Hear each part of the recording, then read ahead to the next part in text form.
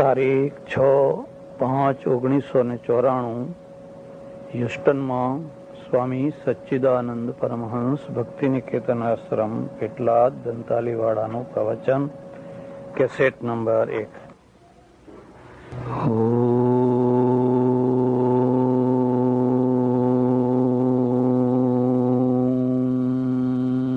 નમઃ શાંતાય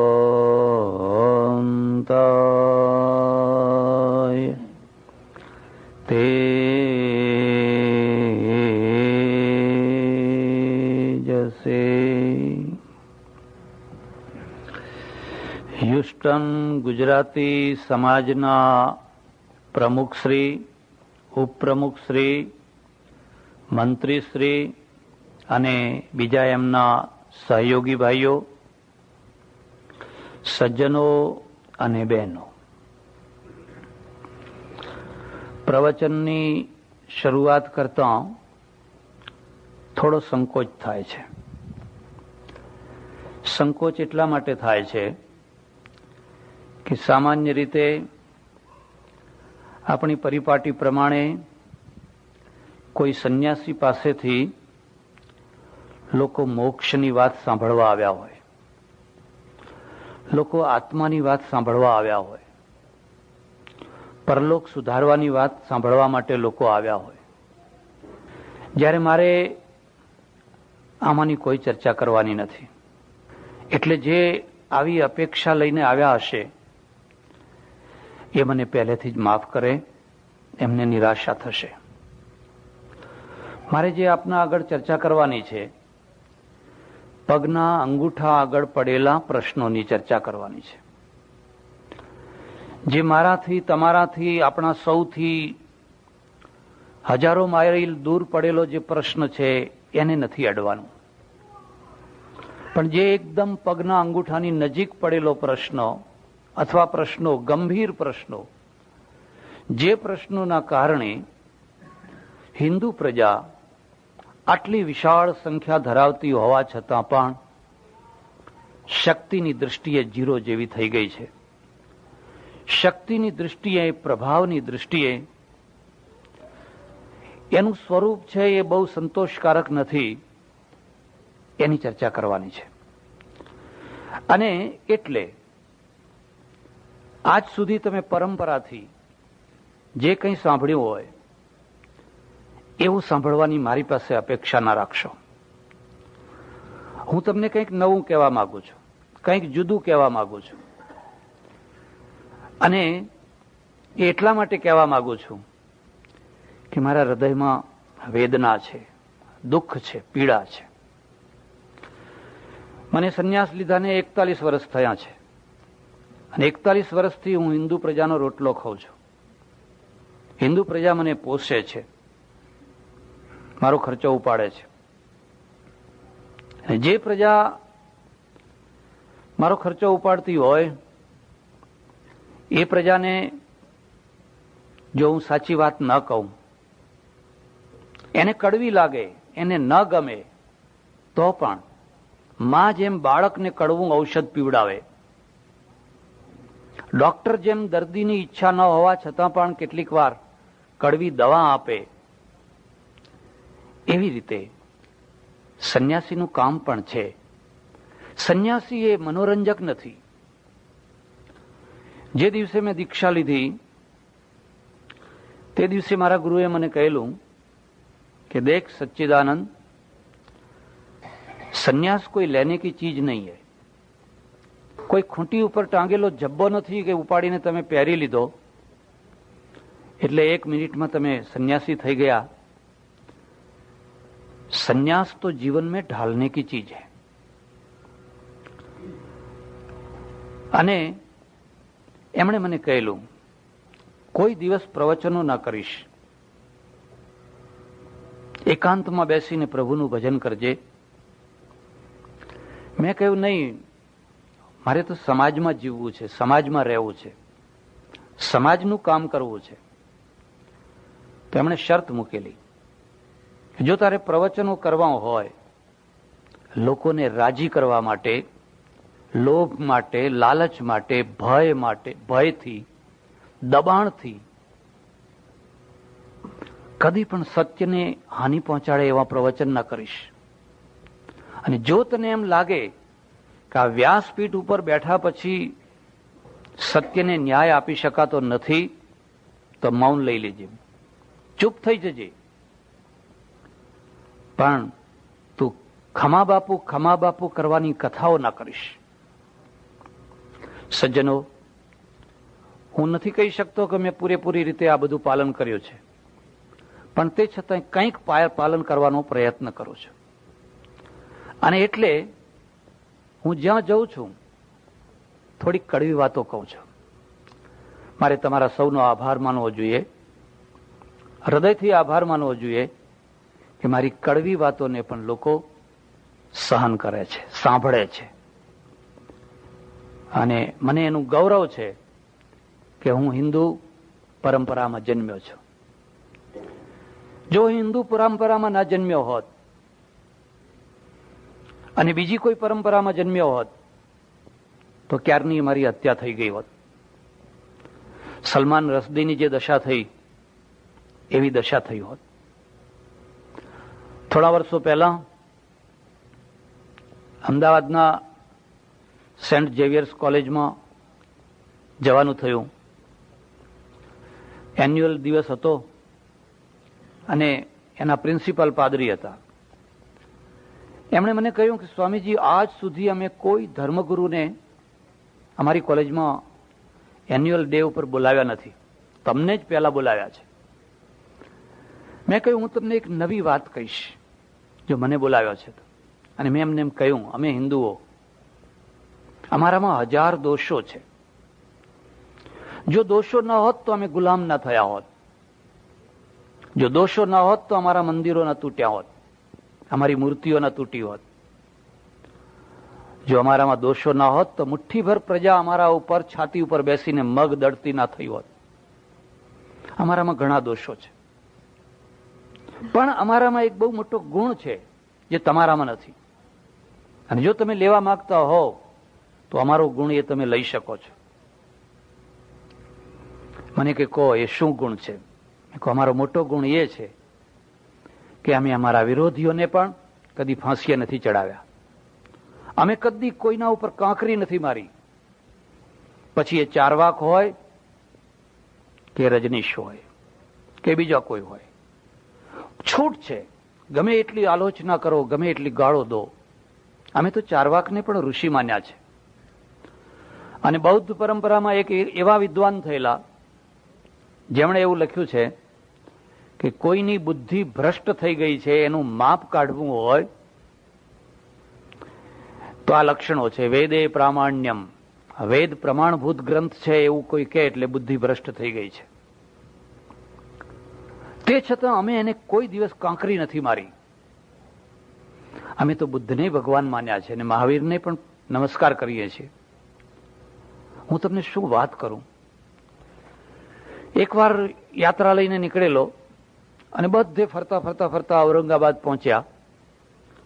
અને ઔરંગાબાદમાં અજંઠા અને ઇલોરા નજીકમાં છે. હું તમને ભલામણ કરું છું, તમે ભારત આવો અને કંઈક જોવાની ઈચ્છા થાય તો અજંઠા અને ઇલોરા જરૂર જજો. અજંઠામાં બૌદ્ધ સાધુઓના કલમ ચાલેલી છે, તુલિકા. અને ઇલોરામાં શિવ મંદિરો છે, ગુફા મંદિરો છે. અદ્ભુત કળા, અદ્ભુત કળા. પણ ત્યાં ઔરંગઝેબની કબર પણ છે ઔરંગાબાદમાં. તો ઔરંગઝેબની કબર જોવા ગયા. બધી ગામડાની મારા સાથે ડોશીઓ, પેલો મુજાવર છે એ ધૂપિયું લઈને બધે ફરી રહ્યો છે. એક ડોશીએ છેડો છોડીને અંદરથી પૈસા કાઢવા માંડ્યા. એટલે મેં એના સામે જોઈને ડોળા કાઢ્યા. મેં કહ્યું, તને ખબર છે તો આ કયા દેવને પૈસા નાખે છે? એક સારી વાત એ પણ છે કે આપણે દેવનું નામ ઠામ જાણ્યા વિના પણ પગે લાગી શકીએ છીએ. કોક તો હશે. તો આ કયા દેવને? મને કે કોણ છે? અરે મેં કહ્યું, આને તો તારા કેટલા મંદિરો તોડ્યા છે, કેટલી મૂર્તિઓ તોડી છે, એને તું પૈસા નાખે છે? અને ડોશી બહુ શાંતિથી મને જવાબ આપે છે કે મુઓ, એને જે કર્યું એ કર્યું, પણ હું તો એને દસકો નાખીશ એમ. અને ત્યારે મારા મનમાં એમ થાય છે, આ ઉદારતા ક્યાંથી આવી? આ ઉદારતા કોણે આપી? હું હમણાં થોડા ગઈકાલે જ દક્ષિણ અમેરિકા ફરીને આવ્યો અને જે કંઈ જોયું, જે કંઈ સમજવાનો પ્રયત્ન કર્યો, એના ઉપરથી કહી શકું કે ઓહો, જે દક્ષિણ અમેરિકામાં જુલ્મો થયા છે એવા તો ભારતમાં થયા જ નથી. સ્પેનિશો આગળ મોગલો કંઈ નથી. ફ્રાન્સિસ્કો પિઝારો હોય કે બીજો કોઈ હોય, એમણે જે જુલ્મો કર્યા છે એની આગળ તો આપણે કશું જોયું જ નથી. પણ આ બધું દુનિયામાં થયું છે.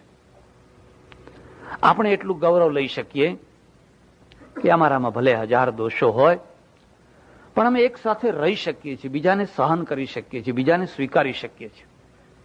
અને મેં પ્રિન્સિપાલને કહ્યું કે અમારું નાનું છોકરું હોય એને અમે બચપણથી શીખવાડીએ છીએ, હરિ તારા નામ છે 1000, કયા નામે લખવી કંકોત્રી. કોઈ તને રામ કહે, કોઈ તને શ્યામ કહે, કોઈ ઘનશ્યામ કહે, કયા નામે લખવી કંકોત્રી. એટલે અમારા માટે કોઈ એલર્જી નથી. મને એનું ગૌરવ છે. પણ એનું ગૌરવ હોવા છતાં પણ એક બહુ મોટી નિરાશા છે. ને નિરાશા એ છે, હિન્દુ પ્રજાનો ઇતિહાસ શું? આજે શું દશામાં આપણે જીવીએ છીએ? આપણે કઈ તરફ દોડી રહ્યા છીએ? દિવસ ઉગે છે, હિન્દુની સંખ્યા ઘટે છે, બાકી બધાની વધે છે. આપણી સંખ્યા ઘટે છે.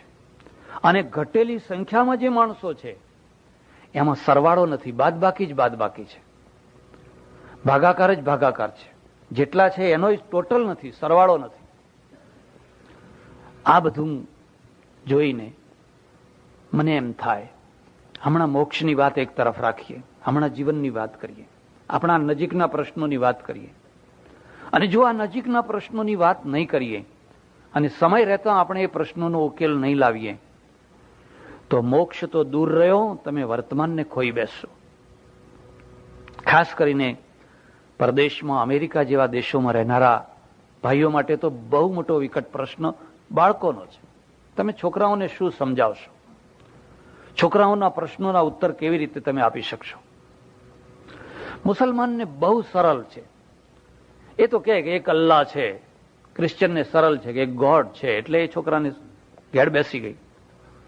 પણ તમારું છોકરું આવીને તમને પૂછશે કે આ મંકી ગોડ કોણ છે, આ એલિફન્ટ ગોડ કોણ છે, આ ફલાણા ગોડ કોણ છે, આ ફલાણા ગોડ કોણ છે, તમે પોતે જ નહીં સમજ્યા હોવ તો એને શું સમજાવશો? અને જો તમે એને નહીં સમજાવી શકો તો એના અંદર જે ધર્મ પ્રેમ હોવો જોઈએ, કલ્ચર પ્રેમ હોવો જોઈએ, જગાડી નહીં શકો.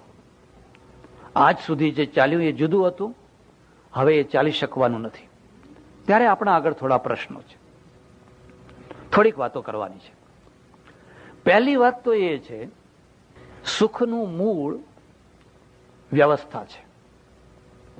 આખી સભા બેઠી છે, વ્યવસ્થા છે એટલે બેસવામાં આનંદ છે. જો લોકો ઉઠબેસ કરે, આઘા પાછા થાય, ઘોંઘાટ કરે, અવ્યવસ્થા થાય તો સભાનો આનંદ ના રહે. અમેરિકામાં તમે જોશો આટલો બધો ટ્રાફિક છે, પણ એક્સપ્રેસ વે છે, ફ્રી વે છે, વાંકા ચૂકા પુલો બનાવ્યા છે, એટલે કોઈ ગાડીને કંઈ અટકવાની જરૂર નહીં, સડસડાટ ગાડીઓ દોડે છે. એ જ વ્યવસ્થા ભારતમાં જઈને તમે જોશો, હોર્ન માર્યા કરો, બ્રેક માર્યા કરો, ગેર બદલ્યા કરો, વરી હોર્ન મારો, આમ ડોળા કાઢો, આમ ડોળા કાઢો, આમથી પેસી ગયો. અહીંથી આવેલા માણસને એમ લાગે કરે અહીં તો ડ્રાઇવિંગ કરી જ ન શકાય. એટલે તો કહીએ છીએ કે તમે ના કરી શકો એ અમે કરીએ છીએ. જો અહીંયા આ વ્યવસ્થા ન કરી શકાય હોત સમય રહેતા તો અમેરિકા જે પોઈન્ટ ઉપર પહોંચ્યું એ પોઈન્ટ ઉપર પહોંચી શક્યું ના હોત. આજે આખી દુનિયાની ચોટી અમેરિકાના હાથમાં છે. પૈસા આપવા હોય તો અમેરિકા આપે, શસ્ત્રો આપવા હોય તો અમેરિકા આપે, કોઈની બોર્ડર બદલવી હોય તો અમેરિકા બદલે. બધું આના હાથમાં છે. પણ કેમ એના હાથમાં છે? કારણ કે એની પાસે વ્યવસ્થા શક્તિ છે. અવ્યવસ્થા માણસને મારી નાખતી હોય છે, અને અવ્યવસ્થામાંથી જો ન નીકળી શકાય તો જીવનને ખોઈ બેસાતું હોય છે. એટલે પહેલી વાત યાદ રાખજો, સુખનું મૂળ વ્યવસ્થા છે. જો તમારું ઘર વ્યવસ્થિત છે, તમે સુખી છો. તમારા ઘરમાં ગેસ નથી આવતો, લાઇટ નથી આવતી, જો કે તમે બધા ભાગ્યશાળી હશો. અહીં મને કોઈ દિવસ એવો અનુભવ નથી થયો કે પ્રવચન ચાલતું હોય લાઇટ ગઈ હોય. અને અમારે ત્યાં એ કઈ અનુભવ એવા કઈ એના માટે કઈ રાહ જોવાની હોય જ નહીં, એ રોજની ટેવ પડી ગઈ છે. એક માણસે મને પૂછ્યું, મને કે તમારે ત્યાં પાણી કેટલી વાર આવે? મેં કહ્યું 2 વાર, સવારે ને સાંજે. બસ કે 2 જ વાર? કેમ? મને કે અમારે ત્યાં તો 3 વાર પાણી આવે છે. મેં કહ્યું બસ 3 જ વાર? અચ્છા, કીધું ચાલો. તમારે ત્યાં લાઇટ કેટલી વાર આવે છે? મને કે 1 જ વાર. મને કે અમારે ત્યાં 10 વાર આવે છે. અમારે ત્યાં 10 વાર લાઇટ આવે છે. વ્યવસ્થા છે એ સુખનું મૂળ છે. આ વ્યવસ્થાને તમે 2 ભાગમાં વહેંચી શકો. એક કુદરતી વ્યવસ્થા, એક માનવીય વ્યવસ્થા. કોઈ ડોક્ટરને પૂછજો શરીર વ્યવસ્થિત છે કે નહીં. અને મારો વિશ્વાસ છે ડોક્ટર નાસ્તિક ના હોય, પ્રોફેસર નાસ્તિક હોય, કદાચ વકીલ નાસ્તિક હોય, કારણ કે પોથા વાંચે છે. ડોક્ટર તો કુદરતને જુએ છે, આખી કુદરતની રચનાને જુએ છે. અને આ રચના એટલી વ્યવસ્થિત છે, એક એક અણુ સેલ એની જગ્યાએ એટલો વ્યવસ્થિત ગોઠવાયેલો છે. ડોક્ટરને આશ્ચર્ય થઈ જાય કે હો કેટલી ગજબની રચના છે. અને નવાઈ એ છે કે આટલા વર્ષો પછી પણ આ પૂરી વ્યવસ્થાને હજુ આપણે સમજી શક્યા નથી, પૂરતા પ્રમાણમાં સમજી શક્યા નથી. એક કુદરતી વ્યવસ્થા છે. 2 પ્રકારના મસલ્સ મૂક્યા છે. એક કદી પણ આરામ ન કરનારો મસલ અને એક આરામ માગનારો મસલ્સ. હાર્ટનો મસલ્સ કદી આરામ નથી કરતો. 80 વર્ષની ઉંમર થઈ પણ કદી હાર્ટને એમ નથી થતું કે હવે હું થાક્યો છું, લાવ અડધો કલાક આરામ કરું. અને એ અડધો કલાક નહીં પણ 2 મિનિટ આરામ કરે એ કદી થાકતું નથી. આંતરડા કદી થાકતા નથી, ધબકારા નાડીઓના કદી થાકતા નથી. કદી નહીં થાકનારા મસલ્સ મૂક્યા છે. કોઈ વાર તો વિચાર કરજો શામાંથી બનાવ્યા છે, એનું મટીરિયલ શું છે, એવી કઈ વસ્તુ છે જે હંમેશા કામ કર્યા જ કરે છે, જેને આરામની જરૂર જ નથી. 80 વર્ષ 100 વર્ષ માણસ જીવે તો પણ એ સ્નાયુઓ જરાય થાકતા નથી. એક બીજા મસલ્સ છે જે થાકી જાય. હાથ ઊંચો નીચો કરો, થોડીક વાર થાય એટલે થાકી જાઓ. મગજ કામ કરે, ઊંઘ આવવા મળે, થાકી જાઓ. એ થાકી જનારા છે, એને આરામની જરૂર છે. પણ આ વ્યવસ્થા છે. બ્રહ્માંડના બ્રહ્માંડો જોશો તો ચારે તરફ તમને એક વ્યવસ્થા દેખાશે. થોડા ટાઈમ પહેલા પોર્ટલેન્ડ જવાનું થયેલું, અને પોર્ટલેન્ડમાં હેલન જ્વાળામુખી સળગેલો, તમે બધા જાણતા હશો. તો જ્વાળામુખી જોવા ગયા. મને બતાવવામાં આવ્યું ફિલ્મમાં કે આ જ્વાળામુખીમાંથી જે લાવા નીકળ્યો 80 માઇલની સ્પીડે દોડ્યો, ઘણું બળી ગયું. પણ 3 વર્ષ પછી બધું પાછું ઉગવા માંડ્યું, લીલું થવા માંડ્યું. આજે બધા ફૂલ બતાવ્યા, આ બતાવ્યા, નાના નાના જંતુઓ બતાવ્યા. આટલી બધી ગરમી પછી પાછું નવું જીવન આવ્યું ક્યાંથી? અને સમાધાન મૂકે છે એ બેક્ટેરિયા રહી ગયા. બેક્ટેરિયા છે, આટલી ગરમીમાં પણ બેક્ટેરિયા રહી ગયા, અને બેક્ટેરિયાએ પાછું નવું જીવન શરૂ કરી દીધું. અને હું તમને ખાસ વાત કહું છું, આવનારા દિવસોમાં આવનારી દુનિયાને જેટલો ડર આ બેક્ટેરિયાથી છે એટલો અણુબોમ્બથી નથી. આ અણુબોમ્બ છે એટલો વિનાશ નહીં કરે જેટલો વિનાશ આ બેક્ટેરિયા કરશે. અને છતાં એની વ્યવસ્થા છે. કોણે મૂક્યા? આટલી ગરમીમાં પણ એ બેક્ટેરિયા રહી શક્યા અને નવું જીવન ઊભું કરી દીધું. હું તમને એક બીજી વાત કહું છું, કદી પણ પલાઠી વાળીને ભોંયરામાં બેસીને ઈશ્વરને શોધવા ના નીકળશો. કંટાળી જશો, થાકી જશો. ભલે ધ્યાન કરજો, એની હું ના નથી કહેતો, ધ્યાન કરજો, પણ ઈશ્વરને શોધવો હોય તો એની રચનામાં શોધજો, એની કૃતિમાં શોધજો, કોઈ કલાકારના દર્શન કરવા હોય તો એના ચહેરાને ના જોશો, એની કૃતિને જોજો. એની કૃતિને જોજો.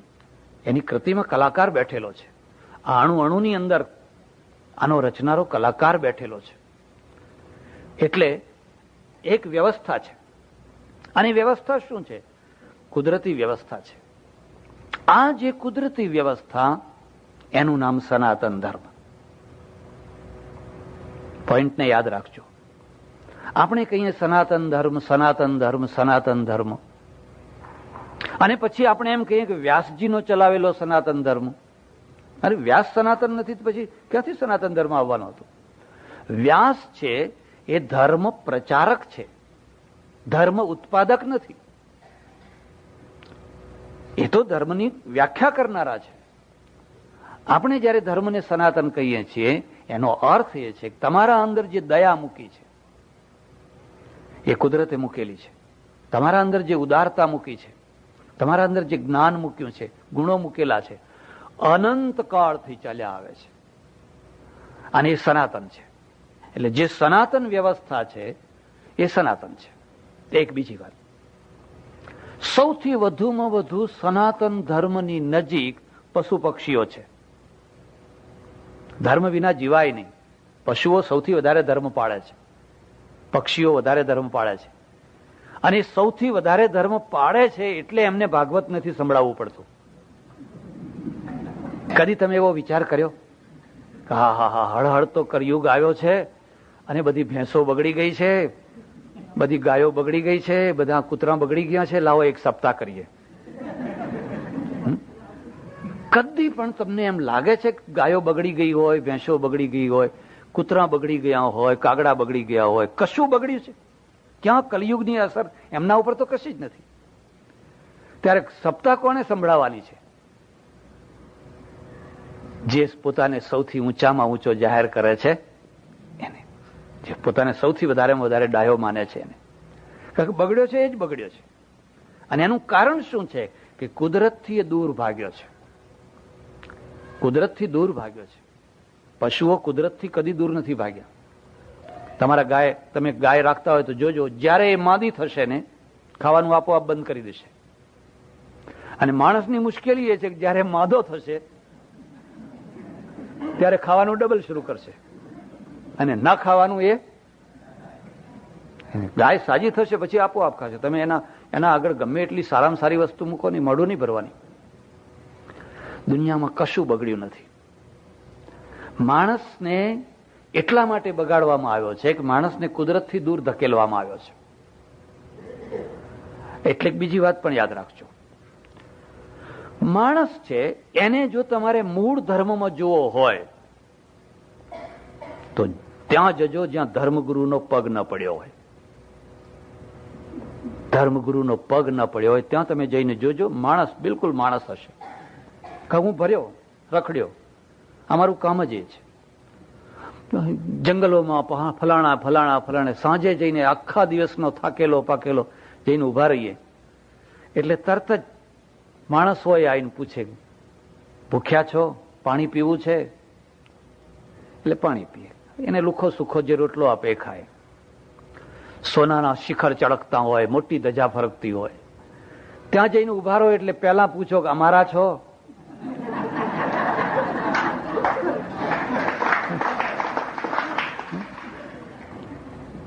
મારા એક ઓળખીતા સજ્જન છે, એ જયારે જયારે યાત્રા કરવા નીકળે ને ત્યારે ગજવામાં 2-4 પ્રકારની ડબ્બીઓ લઈને નીકળે. મેં કહું આ શું? મને કે જ્યાં જેવું ટીલું કરવાની જરૂર લાગે ત્યાં એવું કરી લેવું. મેં કહું આવું? અરે તમારો કોઈ સિદ્ધાંત નહીં, કોઈ લક્ષ્ય નહીં? મને કે સિદ્ધાંત એ જ કે સગવડથી જીવવું એ સિદ્ધાંત. જ્યાં સારો શીરો મળે ત્યાં જમવા જવું. એમ કે આપણે શું, આપણને શું વાંધો છે? એમને ધન્ય બનાવવા ને, એમને ધન્ય બનાવવા પડે ને. એમ કે એટલે જ્યાં લાલ કરવા જેવું લાગે ત્યાં લાલ કરી લેવું, પીળું કરવા જેવું લાગે તો પછી ઘૂંસી જ નાખવું છે ને. એમ કે બહાર નીકળીને પણ એ રાજી થાય, એમને એમ થાય કે આપણો આવ્યો, આપણા માણસ આવ્યા. તમને રોટલાનું નહીં પૂછે, પહેલા એ પૂછશે કે તમે અમારા છો.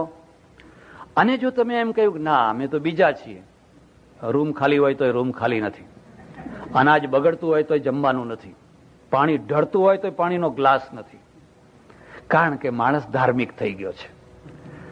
માણસે ધર્મ રોજ રોજ ધર્મગ્રંથોના પાઠ કરીને એનું લેવલ ઊંચું થઈ ગયું છે.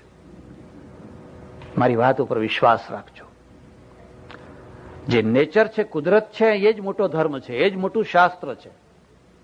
કુદરતથી મોટું કોઈ શાસ્ત્ર નથી અને કુદરતથી મોટો કોઈ ધર્મ નથી. એને જ આપણે સનાતન ધર્મ કહીએ છીએ. પણ માણસ છે, એનો વિકાસ થયો એટલે એના પ્રશ્નો પણ સાથે દોડ્યા. પ્રશ્નો દોડતા હોય છે અને માણસની ગતિની સાથે પ્રશ્નો દોડતા હોય છે. અમેરિકાના પ્રશ્નો ભારતના પ્રશ્નો કરતા વધારે સ્પીડથી દોડે છે. આજુ ભારતમાં તો આપણે ઊંટ ગાડી ચાલે છે, બળદ ગાડી ચાલે છે, સાયકલોનો ઢગલો છે, સ્કૂટરો છે. અહીંયા તો હવે નવી કાર કેવી આવવી જોઈએ, નવું પ્લેન કેવું આવવું જોઈએ, નવું એરોડ્રામ કેવું બંધાવવું જોઈએ, અને બધા બહુ બહુ ઝડપી પ્રશ્નો છે. અને એ ઝડપી એટલા બધા છે કે જેનો ઉકેલ આવે એના પહેલા તો એ જૂનું થઈ ગયું હોય, તમને ખબર નહીં હોય. જર્મનીએ, હિટલરે નવામાં નવા 600 પ્લેન બનાવ્યા તો ખરા, પણ એને વાપરી ના શક્યા કારણ કે જૂના થઈ ગયા. એ 600 બનાવ્યા અને હજુ વાપરવાનો સમય મળે એના પહેલા એ જૂના થઈ ગયા. ત્યાં તો નવો મોડેલ આવી ગયો અને એટલે 600 ને 600 બાળી નાખવા, ફેંકી દેવા પડ્યા. આપણી સારી વાત સમજો કે જે સમજો એ છે કે 50 વર્ષે પણ એમ્બેસેડર જૂની નથી થઈ. 50 વર્ષે પણ અમે ગૌરવપૂર્વક કહીએ છીએ કે અરે એમ્બેસેડર એટલે આરામ કરવા એમ્બેસેડર, એવું ત્યાં ઉખાણો છે. મરવા માટે મારુતિ, ફરવા માટે ફિયાટ અને આરામ માટે એમ્બેસેડર, એવી કહેવત છે. કારણ કે પ્રજા ધીમી ગતિથી ચાલે છે, એટલે ધીમી ગતિથી ચાલે છે. આ પ્રજા જોરથી ચાલે છે અને સ્પીડ એટલી જોરથી પકડી કે જર્મનીની હારી જવાનું કારણ એક જ કારણ હતું કે મને ઇતિહાસમાં થોડો રસ એટલે હું તમને કહું છું. અમેરિકાએ B-51 પ્લેન શોધ્યું અને જર્મનીમાં એક એવું પ્લેનના પાછળ પડેલા કે જે બોમ્બાર્ડમેન્ટ કરી શકે, દૂર જઈ શકે અને લડી શકે, બધું એક સાથે કરી શકે. એવું પ્લેન એ બહુ ઝડપથી ન કરી શક્યા. અને આ લોકોએ વિચાર કર્યો કે આપણે એક જ કામ કરો કે દૂર સુધી જઈ શકે અને બોમ્બ ફેંકી શકે, આટલું જ કરો. અને B-51 એ કામ કરી શક્યું એટલે જર્મની હારી ગયું. સ્પીડમાં ચાલે છે. ત્યારે માણસ છે એની પાસે સ્પીડ છે, એટલે માણસમાં અને પશુ પક્ષીમાં આટલું અંતર છે કે કાગડો આજે 1000 વર્ષ પહેલા હતો એવો ને એવો જ છે. જંગલમાં અજગર જુઓ, એની એ દશામાં છે. વાઘ એની એ દશામાં છે. 1000 વર્ષ પહેલા જે હતો એ જ છે. માણસ 1000 વર્ષમાં એની 1000 આઈટમો બદલાઈ ગઈ. ત્યારે માણસના પ્રશ્નો પણ છે અને માણસના જે પ્રશ્નો છે એનો જે ઉકેલ લાવે, એની વ્યવસ્થા જે કરે એનું નામ છે માનવીય ધર્મ. સનાતન ધર્મ, માનવીય ધર્મ. જે માનવ જીવનના પ્રશ્નોનો ઉકેલ આપે, વ્યવસ્થા કરી આપે, એનું નામ ધર્મ. જેમાંથી અવ્યવસ્થા ઉભી થતી હોય એને ધર્મ ના કહેવાય. જેમાંથી વ્યવસ્થા ઉભી થતી હોય, ટૂંકી વ્યાખ્યા છે, ધર્મ એટલે વ્યવસ્થા. વ્યવસ્થા વિના જીવન નહીં. અને વ્યવસ્થા એટલે સર્વાંગીણ વ્યવસ્થા, પૂરી વ્યવસ્થા. એક બીજી વાત યાદ રાખજો, જ્યારે તમે સેપરેટ રહેતા હો ત્યારે તમારે તુલના કરવાની કોઈ જરૂર નથી. પણ જ્યારે તમે સાથે રહેતા હો ત્યારે તમે તુલના કર્યા વિના રહી ન શકો. બીજી વાત પણ યાદ રાખજો, તમારી વ્યવસ્થા અને તમારા પડોશીની વ્યવસ્થા, એ બે વ્યવસ્થા જો માત્ર તમારા પૂરતી જ સીમિત હોય તો પણ કોઈ ચિંતા નહીં. પણ તમારા પડોશીની વ્યવસ્થા તમારા માટે ભયજનક બની જાય, હાનિજનક બની જાય તો તમારે વિચાર કરવો જ પડે. એક જમાનો હતો, આપણી પાસે ગાડું હતું, બળદ હતા, ફલાણું હતું, બરાબર. આપણે કોઈની સાથે તુલના કરવાની જરૂર નથી અને જીવન ચાલતું હતું. પણ હવે દુનિયા એટલી નાની થઈ ગઈ કે તમે સાથેની વાતની સ્પર્ધા કર્યા વિના ન રહી શકો. જાપાન યુદ્ધમાં હારીને વ્યાપારમાં જીતી ગયું. જાપાનની દશા એ થઈ કે યુદ્ધમાં હરાવી દીધું. જાપાને વિચાર કર્યો કે આપણે હવાનું બોમ્બ નથી બનાવવું, શસ્ત્રો તરફ નથી દોડવું, અમેરિકાને હરાવવું છે, પણ વ્યાપારમાં હરાવવું છે. આજે અમેરિકા દાંત રગડી રહ્યું છે. તમે જ્યાં જુઓ ત્યાં ટોયોટા, નિશાન, જ્યાં હું તો ઠેઠ આખા દક્ષિણ અમેરિકામાં જુઓ, જ્યાં જુઓ ત્યાં જાપાન જ જાપાન, જાપાન જ જાપાન. અહીંની કંપનીઓ બંધ પડવા માંડી. આ જાપાનનો વિજય છે. આના વિજયનું કારણ શું છે કે અમેરિકાની વ્યવસ્થા કરતા એણે ઉત્તમ વ્યવસ્થા વાળી ગાડીઓ આપી. એટલે જો તમારી પાસે તમારા સ્પર્ધક કરતા ઉત્તમ વ્યવસ્થા નહીં હોય તો જે દશા સમૃદ્ધ અમેરિકાની થઈ એના ઘરમાં એ દશા તમારી થાય. તમારી પાસે ઉત્તમ વ્યવસ્થા હોવી જોઈએ, અને ઉત્તમ વ્યવસ્થા છે એ સતત જાગૃતિ વિના આવી ન શકે. અમારે આજ સવારે જ ચર્ચા થતી હતી. મને આયુર્વેદ ઉપર પ્રેમ છે અને મને એલોપેથીનો પણ વિરોધ નથી, પણ તે છતાં હું એમ કહેતો હતો કે આયુર્વેદ છે સ્ટોપ થઈ ગયેલી પદ્ધતિ છે, અટકી ગઈ, વાત અટકી ગઈ.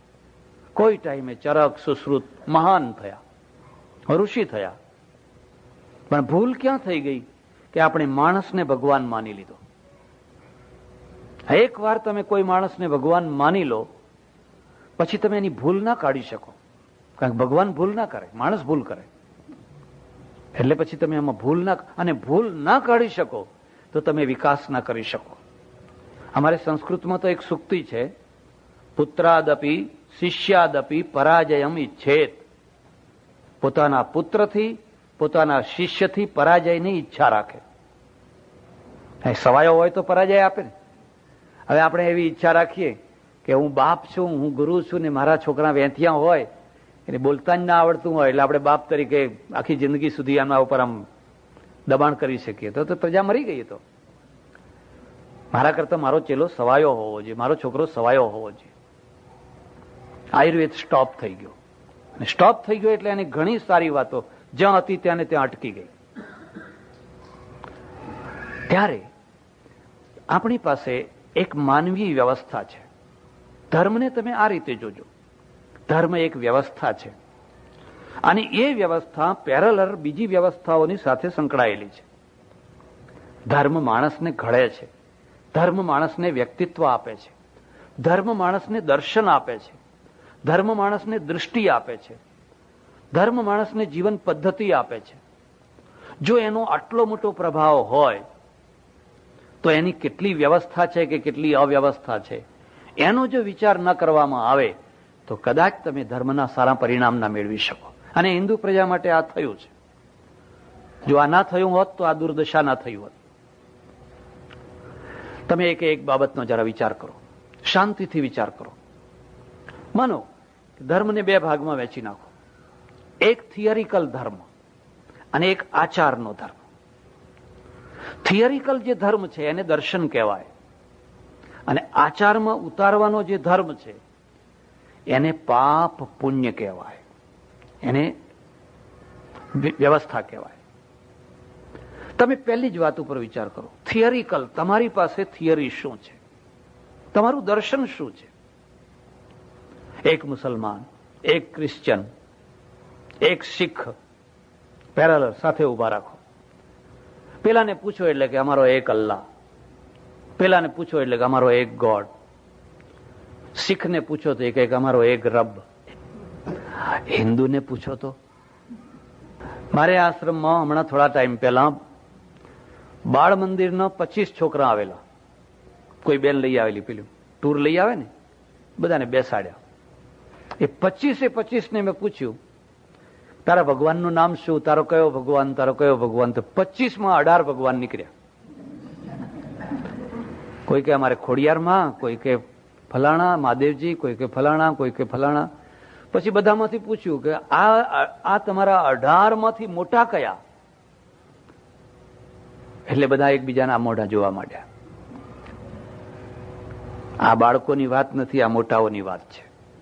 જે બાળકોની આજે પણ 60-70 વર્ષની ઉંમરના વૃદ્ધો ઘણી વાર આવીને મને પૂછતા હોય છે કે મહારાજ ઘણી કથા સાંભળી, ઘણું સાંભળ્યું, બધુંય ખરું, પણ હવે તમે છેવટની વાત કહી દો કે હવે મારે કયા ભગવાનને ભજવા.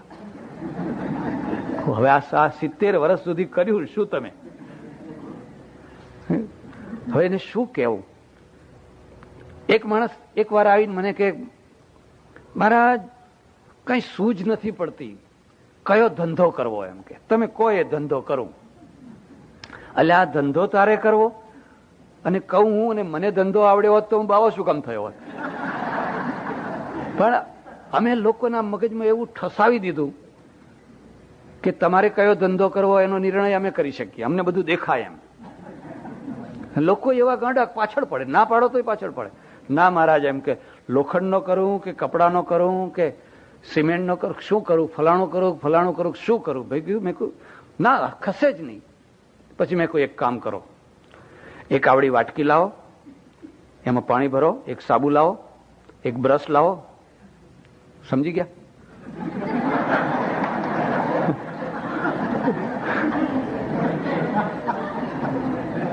કોઈ રોડ ઉપર બેસી જાઓ, મને કે મહારાજ આવો ધંધો. અરે મેં કહ્યું તને આટલી અક્કલ નથી કે જેને ધંધાનો બિલકુલ અનુભવ જ નથી, હવે એને તું લોખંડનો ધંધો કરું કે કાપડનો ધંધો કરું કે શાનો કરું? કેમ? આનું મૂળ ક્યાં છે? આનું મૂળ ધર્મમાં છે. હું નાનો હતો, અમે બ્રાહ્મણો બધા, મને ખબર છે પટેલોને ભેંસ લેવી હોય તો એ ટીપણું જોડાવા આવે કે મારે કાળી ભેંસ લેવી કે ચાંદરી લેવી કે કઈ લેવી કે ભૂરી લેવી કે કઈ લેવી. અને પછી ટીપણું જોઈને કહે કે તમારે કાળી ભેંસ ઉપર લેણું નથી, ચાંદરી ભેંસ ઉપર લેણું છે, ભૂરી. અને એવી જ લે, કાળી ભેંસ સારામાં સારી મળતી હોય પણ ટીપણામાં કહ્યું હોય કે કાળી ભેંસ ઉપર લેણું નથી એટલે ના જ લેવાય. હા, અમેરિકનો તો એવું કઈ ટીપણું બીપણું જોવા નહીં જતા હોય. આખું મેં તો જોયું તો આખું કેટલ ફાર્મ એટલું મોટું છે, કેટલનો જ ધંધો છે. આ બ્લુ પ્રિન્ટ છે, આ મગજમાં બેસાડી દીધેલી લીટીઓ છે, એને ભૂસી કાઢો, એને કાઢી નાખો, આમાંથી છૂટવાનું છે. આ વ્યવસ્થા નથી, આ અવ્યવસ્થા છે. અને એ જ્યાં સુધી ભેંસ સુધી હતી ને ત્યાં સુધી તો સારું હતું, ચાલો ભાઈ કાળી ભેંસ લાયક, ચાંદરી ભેંસ લાયક, ફલાણું લાયક. હવે લોકો કુંડળી બતાવવા આવે છે કે આ કુંડળી જુઓ મળે છે કે નથી મળતી. ઘણી વાર વર્ક કન્યા બે મળતા હોય, બે બધું બરાબર હોય, પણ કુંડળી ના મળતી હોય તો રહી જાય, કુંવારા રહી જાય એમને. મારા ઓળખીતા એક પ્રોફેસર હતા, 36 વર્ષ સુધી બિચારો ના પરણ્યો, એને મંગળની કન્યા જોઈએ. અને મંગળની કન્યા ખોળ કરતા 36મા વર્ષે એને મંગળની કન્યા મળી, ખુશ થયો, પરણ્યા બે. 6 મહિનામાં છૂટાછેડા. 6 મહિનામાં છૂટાછેડા થયા, રોડ ઉપર મારામારી કરીને. પાછી જો ઘરમાં મારામારી કરી હોત ને તોય સારું હતું, રોડ ઉપર મારામારી કરીને છૂટા થયા. એટલે કોઈ વાર આશ્રમમાં આવે એટલે મેં પૂછ્યું કે ચાલો હવે તો તમારો મંગળ સુધર્યો ને? મને કે ના મહારાજ, મંગળના ઉપર રાહુની દશા હતી, એમ કે દ્રષ્ટિ પડતી હતી. તારા પૂર્વજોના મંગળ જોતા હતા, અને બુધ જોતા હતા, અને ગુરુ જોતા હતા, અને લીલા લહેર કરતા હતા. આવડા ધાવણા પરણી જતા હતા તોય લીલા લહેર કરતા હતા. અને આ 36 વર્ષ સુધી તું એમને એમ રહ્યો. આ અંધશ્રદ્ધા છે, આ શ્રદ્ધા નથી, આ વ્યવસ્થા નથી, આ અવ્યવસ્થા છે. ભલા થજો, ઘરમાં એવી કોઈ કુંડળી ના રાખશો, અને આંખ મીચીને સારું લાગે ત્યાં છોકરાના લગ્ન કરી નાખજો, અને કુંડળીઓ રાખશો નહીં. જો કે મારા એક બીજા ઓળખીતા પણ સજ્જન છે, એ મને કહે છે કે મારે દરેક દીકરીની 3-4 કુંડળીઓ રાખો છો. મેં કહું કેમ? કે સામેના માણસને જે મળતી આવતી હોય ને એ જ આપવાની. એમ અંતે તો એને કુંડળી જ મેળવવી છે ને, એટલે આપણે જોઈ લેવાની કે આના સાથે આ મળે છે તો એ આપી દેવાની. શ્રદ્ધામાંથી એક શક્તિ ઉત્પન્ન થાય, આત્મબળ પેદા થાય. જ્યારે વહેમ છે એ અંધશ્રદ્ધામાંથી તો માણસ દુર્બળ બને, ભયભીત બને. હા, આમ થઈ જશે તો, તેમ થઈ જશે તો, ફલાણું થઈ જશે તો, એ તો હંમેશા ડર્યા જ કરતો હોય. શ્રદ્ધામાંથી એક બહુ મોટું આત્મબળ પેદા થાય. એટલે માનવી વ્યવસ્થા છે, એ માનવી વ્યવસ્થાને 2 ભાગમાં આપણે વહેંચવાની છે. પહેલા ધર્મની વાત કરીશ. પહેલા તમારી પાસે જે થિયરિકલ વ્યવસ્થા છે એ શું છે એને હું 3 ભાગમાં વહેંચું છું.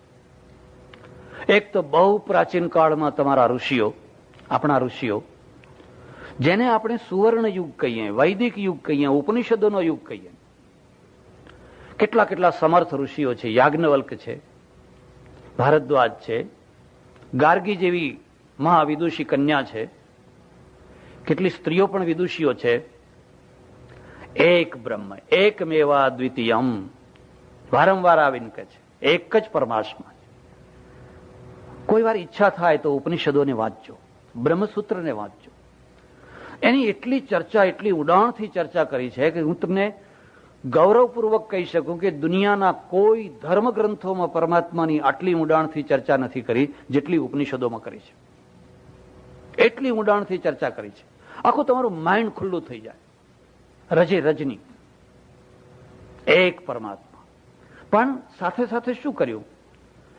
એમણે જે અનેકતા છે એનું સમીકરણ કર્યું. સમીકરણ એ આપણું કલ્ચર છે, મેળવવું. સ ઇન્દ્ર સ યમ સ વરુણ સ પ્રજાપતિ એકમ સદ વિપ્રા બહુધા વદંતી.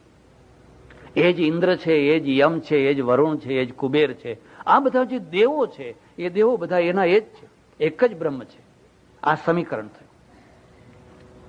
એમ ના કહ્યું કે ઇન્દ્ર ખોટો છે, વરુણ ખોટો છે, ફલાણો ખોટો છે, ફલાણો ખોટો છે, ફલાણો ખોટો છે, એવું ના કહ્યું. પણ એને એમ કહ્યું કે બધું એ એક જ છે. આવું કેમ કહ્યું? અમારે ત્યાં ઉપનિષદમાં એક બહુ સરસ ચર્ચા આવી છે અને હું તમને ભલામણ કરું છું કે ઉપનિષદોનું અધ્યયન તમે કરજો. રિવર્સ, પાછા જાઓ.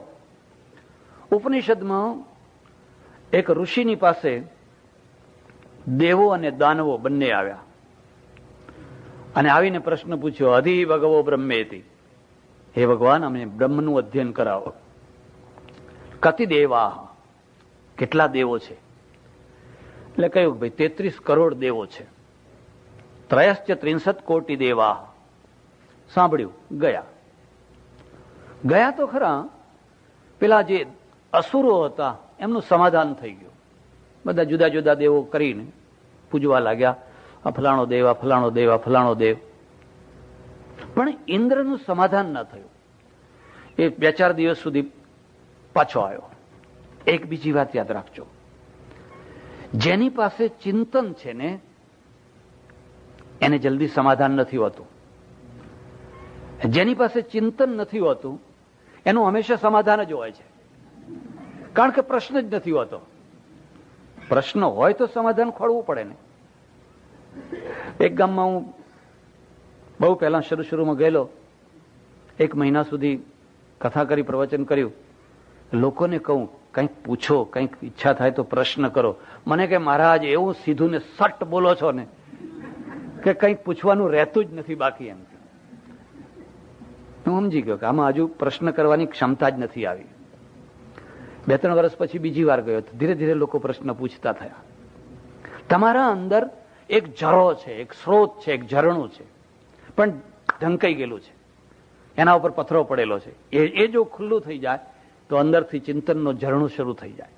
તો તમે પોતે વિચારતા થાઓ, અને તમે પોતે વિચારતા થાઓ તો તમે પોતે ઉકેલ લાવતા થાઓ. બીજાના તૈયાર પેકિંગ ઉકેલો તમારે લેવા ના પડે. અને પેકિંગ ઉકેલો લેવામાં આ બધા પ્રશ્નો ઉભા થતા હોય છે, કારણ કે જેટલા માણસો એટલા એના પેકિંગ ઉકેલો જુદા જુદા. સૌના પેકિંગ જુદા, સૌના ડબલા જુદા, મગજ એ કેટલું ભરવું અંદર. તમારા પોતાનું ઝરણું શરૂ થવું જોઈએ. એટલે એની પાસે ચિંતન 2, 3, 4 દિવસ સુધી ચિંતન કર્યું, આનું સમાધાન ન થયું. અને સમાધાન ન થયું એટલે પાછો આવીને કહે છે કે મારું સમાધાન ન થયું. એટલે પેલા ઋષિ કહે છે, અરે 33 દેવો છે, 33 કરોડ નહીં પણ 33 દેવો છે. હા, એ બરાબર. એમ ગયો, પણ પાછું સમાધાન ન થયું. એટલે થોડા દિવસ પછી પાછો આવ્યો અને પાછો આવીને પૂછે છે કે હજુ મારું સમાધાન નથી થતું. એટલે ઋષિ કહે છે, ત્રયો દેવા, 3 દેવ છે, માત્ર 3 જ દેવ છે. ફરી પાછો આવ્યો અને ત્યારે કહ્યું, એક એવ દેવ, એક એવ દેવ, એક જ દેવ છે, એક જ પરમાત્મા છે. તરત જ પ્રશ્ન થયો, તો પહેલા જ કહેવું તું ને. હા, આટલે સુધી ચક્કરમાં રખડાવ્યા તો પહેલા જ કહી દેવું તું ને. જો મેં પહેલા જ કહ્યું હોત તો તું એને જીરવી ન શક્યો હોત, તો એને તું પચાવી ન શક્યો હોત. માણસ જ્યાં છે ત્યાંથી મારે ચાલવાનું છે. હું જ્યાં છું ત્યાંથી માણસ ચાલવાનો નથી. બે રીતે રસ્તા છે. આખી પ્રજા જ્યાં છે ત્યાંથી આવ્યું કે કોઈ પણ વિખવાદ વિના, કોઈ પણ વિદ્વેષ વિના, કોઈ પણ ઘૃણા વિના એકેશ્વરવાદની સ્થાપના, એક પરમેશ્વરની સ્થાપના. ઇસ્લામે એક પરમેશ્વરની સ્થાપના કરી, લોહી વહેવડાવીને, તોડીને, છિન્ન ભિન્ન કરીને. ઉપનિષદ છે એ એકેશ્વરવાદની સ્થાપના કરે છે, પણ માણસને સમજાવીને, ફેરવીને. જો કે એના પરિણામ તમે જોઈ શકો છો કે ઉપનિષદનું જે બ્રહ્મ છે, પરમેશ્વર છે, એક બ્રહ્મ છે, એ વિદ્વાનોનું બ્રહ્મ રહી ગયું. માત્ર વિદ્વાનો પૂરતું જ રહી ગયું. લોકો સુધી ના પહોંચી શક્યું, લોકો સુધી પહોંચવા ના દેવામાં આવ્યું. લોકો સુધી રમકડા જ રમકડા રમો, આખી જિંદગી રમ્યા જ કરો, બીજી વાત નહીં. અને એક રમકડું દૂધતું રમકડું, હો પાછું. કારણ કે રમકડું દૂધ આપે તો જ મજા આવે, અને એમાં અમારો દોષ ખરો ને તમારોય ખરો. હવે હું તમને મારી જ વાત કરું કે મારે રોજ કેસરિયા દૂધ પીવું હોય, કેસર નાખેલું, અને હું તમને કહું, અચ્છા ભગત કેસર ડાલ કે દૂધ લે આના, ઇલાયચી ડાલ કે ફલાણા, એમ કરી તો મહારાજ કે બાવા સાધુ થયા અને કેસરનું દૂધ પીવાનું તમને હજુ મન થાય છે? કોઈ ના આપે. એટલે એવું નહીં કહેવાનું, લોકોને એક જ કહેવાનું, ઠાकुरજી કે લીએ, ઠાकुरજી કે લીએ.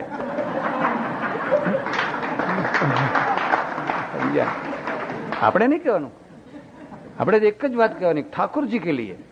અને ઠાकुरજી માટે તમે કેસરિયા દૂધ માગો, જે દૂધ માગો. અને ઠાकुरજી બિચારા એટલા સારા ને કે એક ટીપું ચાખતા નથી એમ.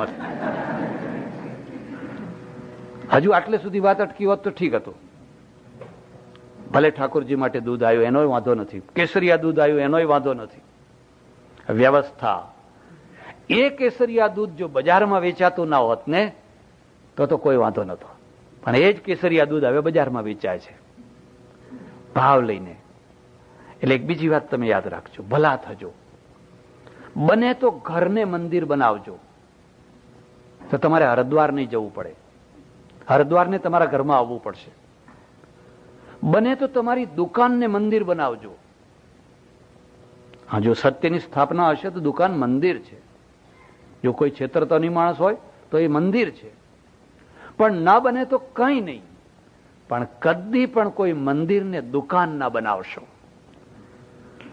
અને મંદિરને જો દુકાન બનાવી દો તો હું નથી માનતો કે એથી મોટું કોઈ પાપ હોય. ભગવાનની નાક નીચે આપણે દુકાન લઈને બેઠા છીએ. તમારી વાત ઉપર વિશ્વાસ ના હોય તો તમે જોજો, ભગવાનની બાજુમાં ઉભો રહેનારો પૂજારી કદી ભગવાન સામે જોતો જ નથી. એ તો આવનારા સામે જ જોયા કરે છે. એની નજર તો આવનારા સામે જ હોય છે. કોણ આવ્યું, ગજવામાં હાથ નાખ્યો કે નહીં, શું કાઢ્યું, કેટલું કાઢ્યું. જેટલું કાઢ્યું એટલો પ્રસાદ. જેવી ભેટ એવો મંદિર નિસ્તેજ થઈ ગયું, મંદિરનું તેજ ઉડી ગયું કે દુકાન થઈ ગઈ. આ તો દુકાન થઈ ગઈ. આ વ્યવસ્થા થઈ કે અવ્યવસ્થા થઈ?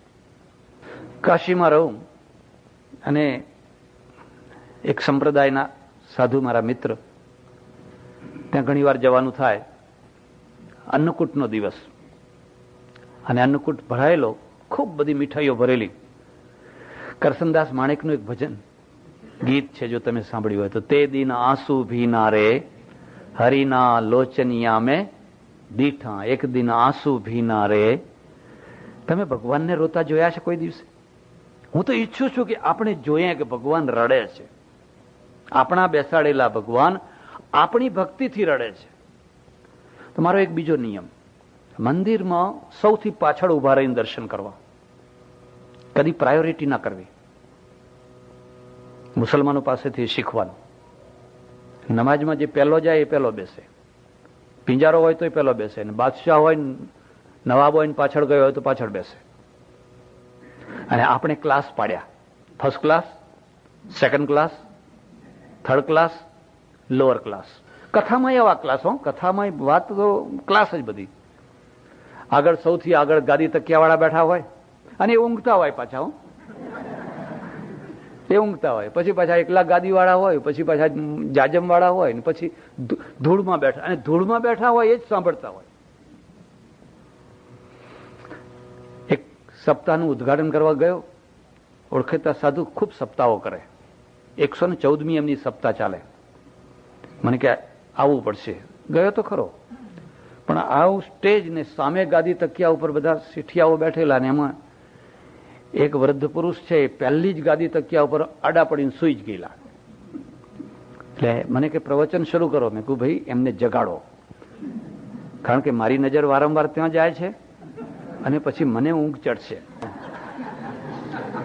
અને હું તમને ખાસ વાત કહું છું, કોઈ મુશાયરો હોય, કોઈ ગઝલ હોય, કોઈ કથા હોય, કોઈ કંઈ હોય, એને બગાડવી હોય ને તો 2-4 ઊંઘણસીને આગળ બેહાડી દો. એ જોખમ ખાશે એટલે પેલાનું મૂડ મરી જશે. એના કરતા તલવાર ચલાવવા સારું છે. એટલે ખાસ સ્પેશિયલ વાહ વાહ વાહ વાહ બોલનારા 2-4 માણસો રાખે. એટલે મને કે મેં કહ્યું એને જગાડો, સૂઈ ગયા છે. અને સૂઈ ગયા એટલું જ નહીં, પેલું પાટલી વાળું ધોતિયું થોડું ખસી ગયેલું પાછું. 2-3 વાર કહ્યું એટલે અમારા સ્વામીજી હતા ઓળખીતા, મને કે તમે તારે પ્રવચન આમ જોઈને કરો ને, એ તો આપણી દૂધણી ભેંસ છે, દૂધણી ભેંસ. એમ કે મેં કહ્યું દૂધણી ભેંસ કેમ? મને કે આ 7 દિવસની સપ્તાહમાં જેટલા ચોખા જોશે એ બધા એમની મિલમાંથી આવવાના છે. એટલે કથા સાંભળે તોય વાહ વાહ, ના સાંભળે તોય વાહ વાહ. આપણે સાંભળે ના સાંભળે નહીં જોવાનું, આપણે તો એટલું જ જોવાનું કે પવાલી ભરીને દૂધ આપે છે કે નહીં. ઓહો, મને હવે ખબર પડી કે આ ભેંસ આગળ ભાગવત કેમ સંભળાવવામાં આવતું હશે. મેં કહ્યું ભાઈ વાત તો તમારી સાથે. અને એક બીજી વાત પણ યાદ રાખજો, દૂધ ડોબા જ આપે. તમે કોઈ ડોબા સિવાયના માણસો પાસે જો તમે દૂધની અપેક્ષા રાખો તો ભૂલ કરો છો. પછી જલ્દી બધી પ્રવચન પૂરું થયું, આરતી કરવાનો ટાઈમ થયો, એમના હાથે જ આરતી હતી, એમને જગાડ્યા. હાલો કે આરતી કરવાનો ટાઈમ થયો. એ શું વાત કરું તમને, તે દિન આંસુ. હવે 114મી સપ્તાહ હતી, આજે તો 200 ઉપર પહોંચી હશે, 200 ઉપર. પણ એ સપ્તાહમાંથી કોઈ ધર્મ નથી આવવાનો, પવાલી ભરીને દૂધ જ આવવાનું છે. દૂધ સિવાય બીજું કોઈ લક્ષ્ય નથી. જો આ સપ્તાહોમાંથી જો ધર્મ આવ્યો હોત તો હિન્દુ પ્રજાનો બેડો પાર થઈ ગયો હોત. એટલી સપ્તાહો પાછળ ટાઈમ ખર્ચે છે પ્રજા. પણ દરેકનું લક્ષ્ય છે બસ પકડો ડોબા અને દોઈ લો.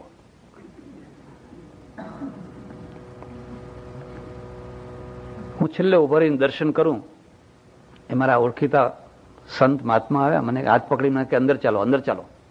મેં કહ્યું ના હું તો બહારથી જ દર્શન કરીશ. છેલ્લો હિન્દુ, પહેલો હિન્દુ નહીં, સૌથી છેલ્લામાં છેલ્લો. કદી પણ દેવ મંદિરમાં કે ધર્મસ્થાનમાં પ્રાયોરિટી મેળવવાનો પ્રયત્ન ન કરશો. એક જગ્યા તો એવી રાખો જ્યાં અહંકાર ઉતારી શકાય.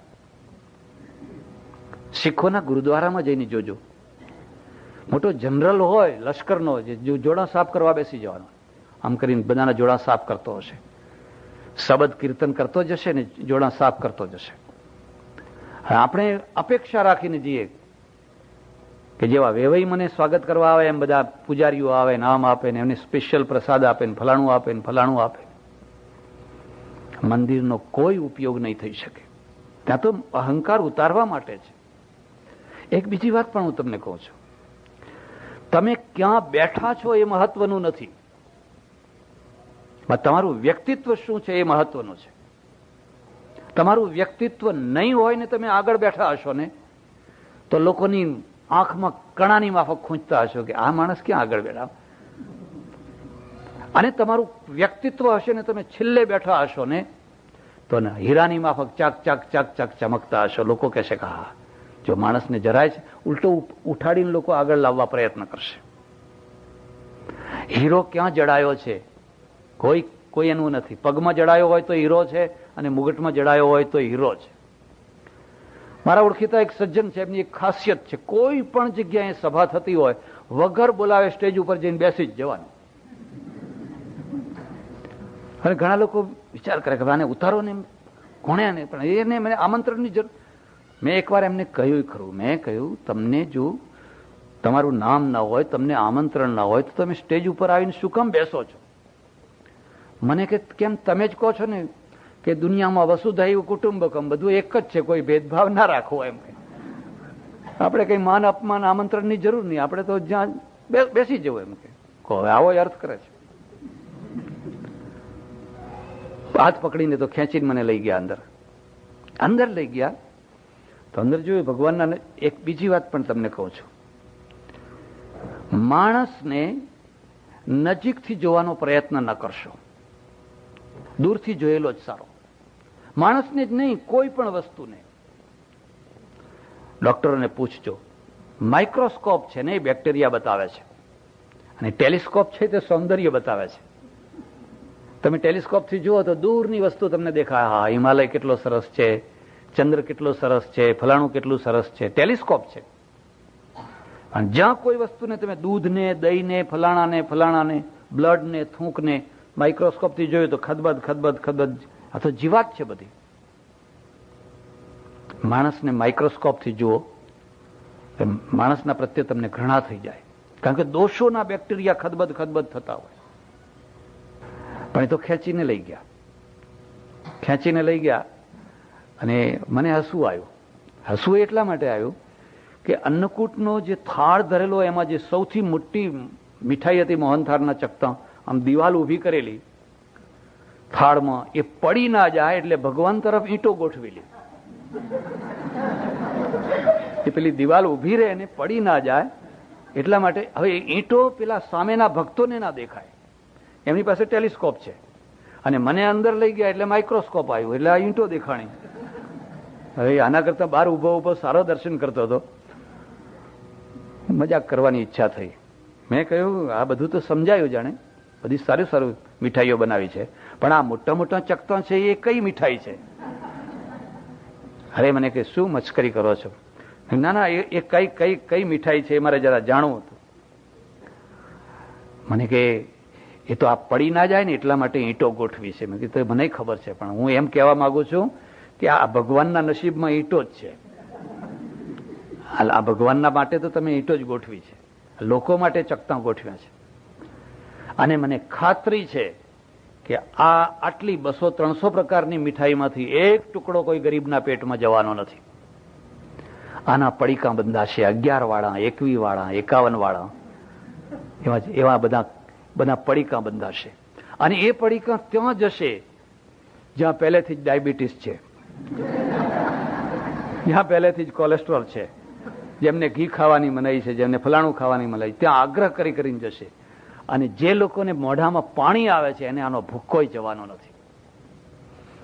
મને કે મંદિર ચલાવવું હોય, આશ્રમ ચલાવવું હોય તો બધું કરવું પડે. એમ કે આવી બધી સુફિયાણી વાતો કરવાથી દુનિયા ના ચાલે. એમ કે તો બધું ચલાવવું હોય તો બધું કરવું પડે, નહીં તો કઈ ના ચાલે.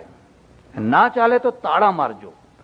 તાળા લાગેલું મંદિર જેટલી પ્રેરણા આપશે ને એટલી આ દુકાનદારી વાળું મંદિર એટલી પ્રેરણા નહીં આપે. અહીંથી કઈ શીખવા જેવું નથી. એના કરતા તાળા વાળું મંદિર સારું. એટલું તો લોકો સમજશે કે ભાઈ હવે અહીં તાળું મારી ગયું, પસી ગયું છે. એટલે આપણી પાસે એક ગંભીર પ્રશ્ન છે, ને 2 પ્રશ્નો. ધર્મની થિયરિકલ રીતે જોવાનો, ધર્મને આચારની રીતે જોવાનો. જો આ બંને તમારે સાથે ચાલનારા બીજા જે ધર્મો છે એની બરાબરીમાં જો તમે સવાયા નહીં હો, બરાબર નહીં હો, સવાયા ના હો તો કઈ નહીં, પણ બરાબર પણ નહીં હો, તો તમારું ધોવાણ થયા જ કરવાનું. તમે તમારા ધોવાણને રોકી નહીં શકો. તમારી ગાડી જો બીજાની ગાડી કરતા સારી કક્ષાની નહીં હોય તો એ બજારમાં ટકી શકવાની નથી. તમારે એને અને સારી બનાવી શકાય છે, સુધારો કરી શકાય છે. આ માનવીય રચના છે. ઉપનિષદોમાં જોજો, ગીતા સુધી, હું તો ઉપનિષદોની વાત તો બહુ દૂર રહી, હું તો ગીતા સુધીની વાત તમને કરું છું. કોઈ જગ્યાએ એવું હોય કે અર્જુન કે ઉપનિષદમાં તું કેસરિયા દૂધ લાવજે, કે તું બાળ ભોગ લાવજે, કે તું રાજભોગ લાવજે, કે તું ફલાણો ભોગ લાવજે, તું ફલાણો ભોગ લાવજે, જરા મને બતાવજો. બહુ સરળ પદ્ધતિ, બહુ સરળ. એક પરમેશ્વર, દરભાસન ઉપર બેસવાનું, પૂર્વ દિશા તરફ સંધ્યા કરવાની, અને સંધ્યામાં કોઈ સામગ્રી નહીં, કોઈ વસ્તુ નહીં. તમે ને તમારો ભગવાન, તમે શાંતિથી ઈશ્વરની ઉપાસના કરો. એમાં દાબડો લાવો ને ધરો લાવો ને ગુલાલ લાવો ને કંકુ લાવો ને ચોખા લાવો ને અહીં મૂકો ને અહીં મૂકો ને અહીં મૂકો ને એવી કોઈ વસ્તુ નહીં.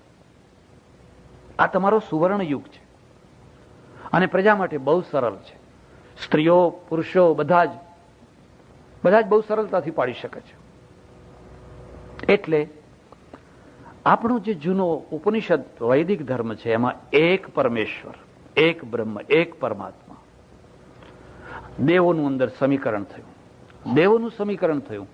આજે પણ એ કરવાનું રસ્તો એ છે. આજે આટલા બધા આપણે ભગવાન લઈને બેઠા છીએ. શું કરશું? કાઢી નાખશું? કોઈ કાઢવા દેશે? ના, કાઢવા નથી. પણ લોકોના મગજમાં એક વાત બેસાડવાની છે કે આ બધા ઘાટ ઘડિયા પછી નામરૂપ જૂજવા અંત તો હેમનું હેમ હોય. સિયા રામમય સબ જગ જાની કરઉં પ્રણામ જોરી જુગ પાણી.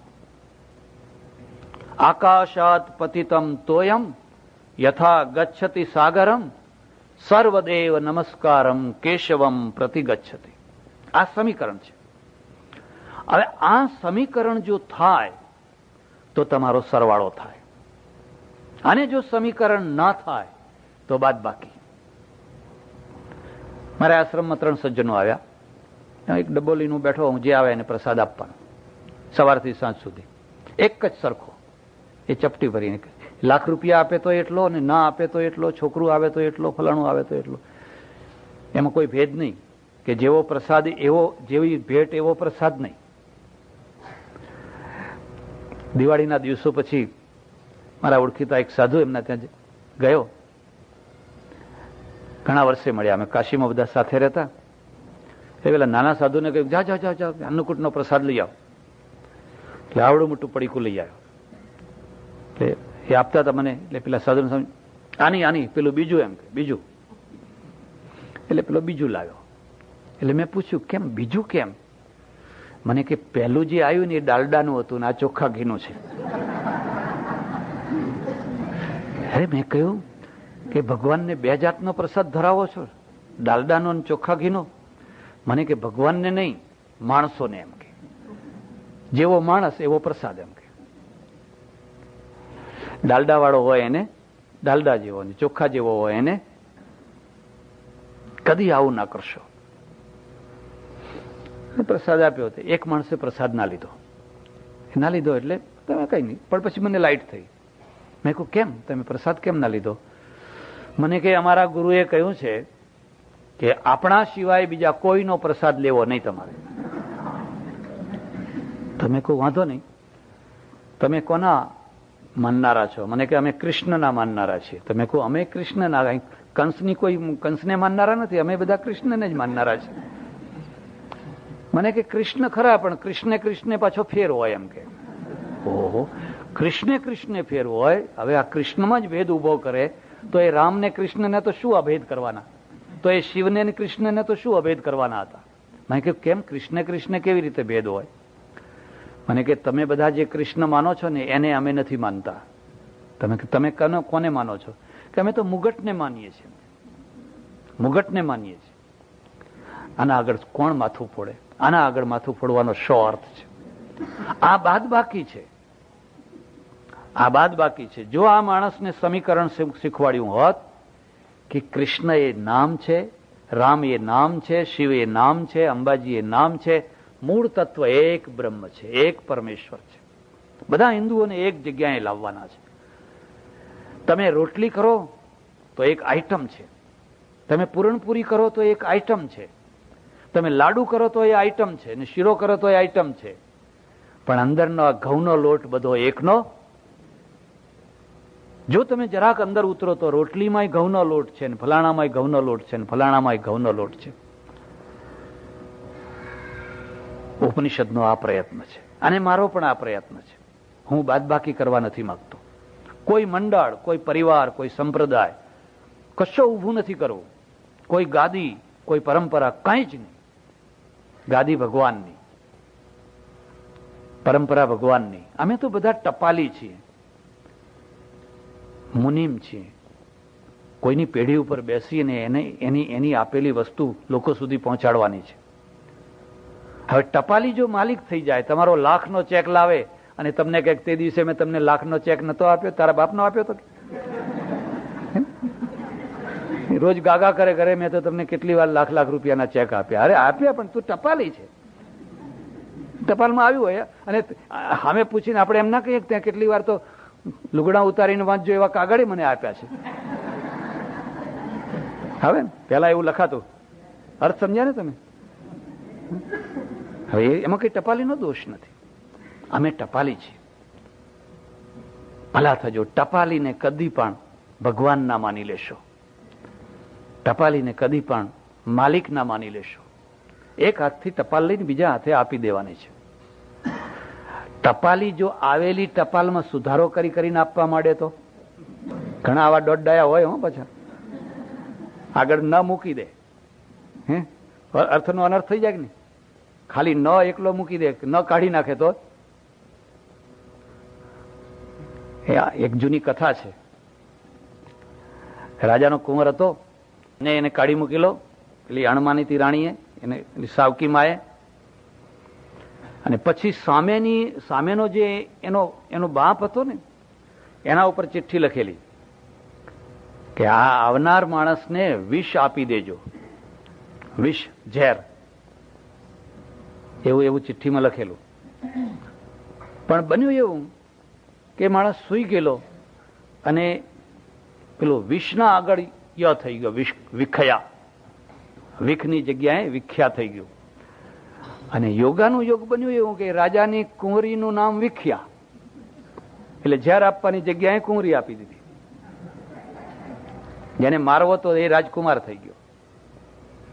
ટપાલીને સુધારો કરવાનો કોઈ હક નહીં, આવેલી ટપાલ આપી દેવાની. અને જો ટપાલી સુધારો કરવા માંડે તો મોટી અવ્યવસ્થા ઉભી થઈ જાય. એટલે આપણા આગળ પહેલો પ્રશ્ન છે, આપણે હિન્દુઓ, સમગ્ર હિન્દુઓ, તમે વૈષ્ણવ હોય, ફલાણા હો, ફલાણા હો, ફલાણા હો, ફલાણા હો, 2 ભગવાનને માનો છો, 3 ભગવાનને માનો છો, 4ને માનો છો? જો તમે એમ કહેતા હો કે ભગવાન એક જ છે, તો કોઈ રીતે, કઈ રીતે કહેશો કે આ નાનો છે ને આ મોટો છે ને આ નાનો છે ને આ મોટો છે? અમારા તો એવા કેટલાય સજ્જનો છે જે એમ કહે છે કે મહારાજ પેલા ભગવાન તો થઈ ગયા, એ અત્યારે એમનું કશું ના ચાલે, અત્યારે તો આ ભગવાનનું ચાલે. જે સરપંચ ગાદી ઉપર હોય ને એ સરપંચની સહી ચાલે. ભૂતપૂર્વ સરપંચ હોય એ તો રિટાયર્ડ થઈ ગયા, એમ કે ભગવાન રિટાયર્ડ થાય ખરા? આટલી બાળક બુદ્ધિ આપણે એક ધર્મની બાબતમાં આટલું હાવ નકારાત્મક જ્ઞાન રાખીએ છીએ કે આપણે 4-5 ભગવાનો ભેગા કરીને પછી લડાવાના ધંધા કરીએ છીએ, ઝઘડા કરવાના ધંધા કરીએ છીએ, અને લોકોના મગજની અંદર ઝેર ઉમેરીએ છીએ કે આપણો ભગવાન જ મોટામાં મોટો છે. અરે પેલા ભગવાન તો એમના પગની રજ, પગ દબાવે છે. 2 ભગવાન છે એમને, 3 ભગવાન છે, 4 ભગવાન છે, 5 ભગવાન છે. તમે મુસલમાનો આગળ ટકી નહીં શકો, તમે ક્રિશ્ચનો આગળ ટકી નહીં શકો, તમારા બાળકોને તમે જવાબ નહીં આપી શકો, આવનારી પ્રજાને તમે શું જવાબ આપશો? અને તમારી પાસે ભવ્ય ભૂતકાળ છે ઉપનિષદોનો, અને છતાં તમે આ દશા લઈને બેઠા. એટલે પહેલી વાત છે, પહેલી વાત એ કે થિયરિકલ જે જ્ઞાન છે એ થિયરિકલ જ્ઞાનમાં આપણી શું સ્થિતિ છે? આપણે એકેશ્વરવાદી છીએ, આપણે સૂર્યને માનીએ, ચંદ્રને માનીએ, દેવોને માનીએ, બધાને માનીએ, પણ બધાનું સમીકરણ એક બ્રહ્મમાં. તમે કોઈ પણ વિધર્મીને સમજાવી શકો કે અમે આ બધાને માનીએ છીએ, પણ એ બધા ઉપરના આકાર છે, એનું મૂળ તત્વ, એક તત્વ તો એક જ છે. તમે ગૌરવપૂર્વક લોકોના આગળ ઉભા રહી શકો, તમારા બાળકોના આગળ ઉભા રહી શકો. તમે પોતે નક્કર રીતે સમજ્યા હો તો તમારા બાળકોને પણ નક્કર રીતે સમજાવી શકો. બીજી વાત, આ ભગવાન કેવો છે? સાકાર છે કે નિરાકાર છે? સગુણ છે કે નિર્ગુણ છે? બહુ મોટો ઝઘડો. અને 12મો અધ્યાય ભગવદ્ ગીતામાં તમે જોશો તો ભગવદ્ ગીતામાં પણ 12મા અધ્યાયમાં ભક્તિ યોગમાં આ પ્રશ્ન ઉપાડ્યો છે. મૂળમાં આ ઉપનિષદનો પ્રશ્ન છે. યત્તદ્રેશ્યમ ગ્રાહ્યમ ગોત્રમ વર્ણમ ચક્ષુ અપાણીપાદો જવનો ગૃહીતા પશ્યત્ય ચક્ષુ સશૃણોત્ય કર્ણ સવેત્તિ વેદ્યમ ન ચ તસ્યાસ્તિ વેત્તા. હા, શું કઈ લખ્યું છે! ઓહો, ઘણી વાર એમ થાય કે આટલી બધી ભવ્ય ભૂતકાળની વાતો હોવા છતાં આ પ્રજા આટલી બધી ભટકાઈ કેમ ગઈ? કારણ કે ઉપનિષદો છોડી દીધા. એ બધું આખું જ્ઞાન જ છોડી દીધું. અને તમને નવાઈ લાગશે, ઉપનિષદોનો પ્રચાર ભારતની બહાર કરનારો પહેલો માણસ મુસલમાન હતો, કોઈ હિન્દુ નતો. આપણે તો બેડીઓ વાળી પ્રજા. તમારાથી વેદ ના વંચાય, તમારાથી ઓમ ના બોલાય, તમારાથી બહેનોથી ના બોલાય, તમારાથી ફલાણું ના થાય, તમને ગાદી ઉપર બેસવાનો અધિકાર નહીં. ત્યારે શાહજહાં છે, શાહજહાંના 4 દીકરામાંનો એક દીકરો, એનું નામ દારા. અને દારા છે એ ફારસી અને સંસ્કૃતનો વિદ્વાન. એ સંસ્કૃત ભણેલો ને સંસ્કૃતનો બહુ સારો વિદ્વાન. એ દારાએ ઉપનિષદોનો અનુવાદ ફારસીમાં કર્યો.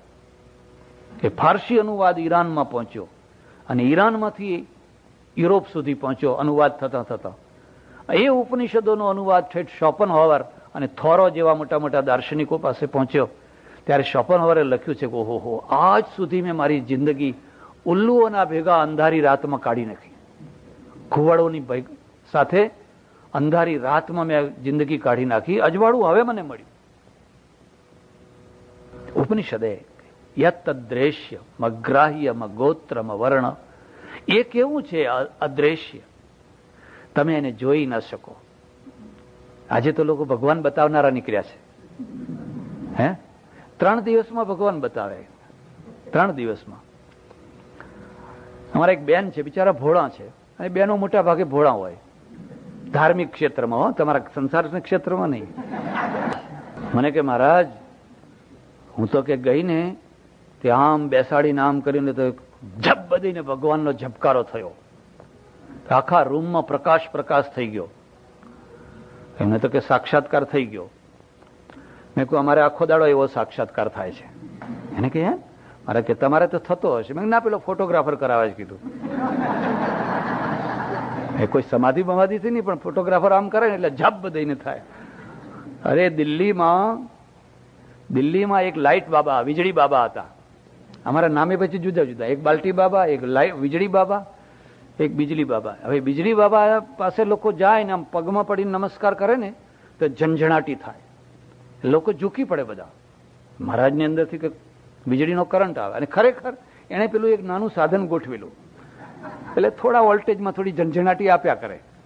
મેં તમને કહ્યું ને કે જો, અને અબ્રાહમ લિંકને કહ્યું છે કે દુનિયાના દરેકે દરેક ક્ષેત્રમાં લાંબો ટાઈમ સુધી તમે લોકોને છેતરી શકો નહીં. વ્યાપારો હોય કે ફલાણું હોય કે ફલાણું હોય કે ફલાણું હોય, થોડોક સમય તમે છેતરી શકો. પણ ધાર્મિક ક્ષેત્ર એક એવું ક્ષેત્ર છે કે તમે પેઢી દર પેઢી સુધી લોકોને છેતરી શકો છો. એક વાર તમે એના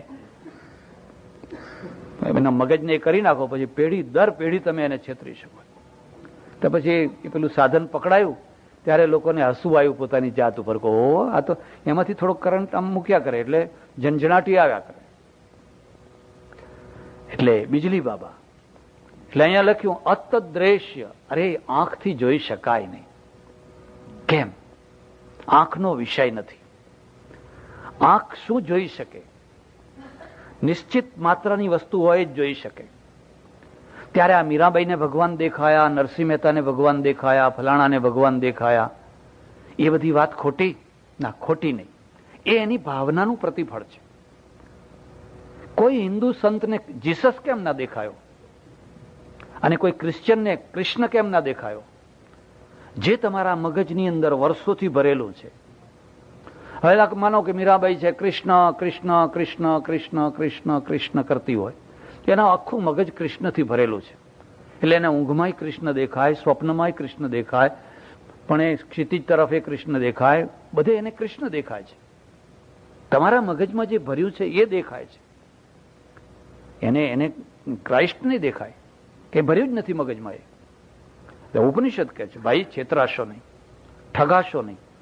ઈશ્વર કોઈ રમકડું નથી, કોઈ સર્કસનું પ્રાણી નથી કે ટેબલ ઉપર કોઈ હાજર કરી દે, મહારાજ મને સાક્ષાત્કાર કરાવશો. હા, અમારા હાથની વસ્તુ છે કે આપણે ભગવાનને કહે, હે ભગવાન ચાલો સાક્ષાત્કાર કરાવો. આટલી આટલી આટલી નાદાની. જન્મ જન્મ મુનિ જતન કરાહી, અંત રામ કહી આવત નહીં.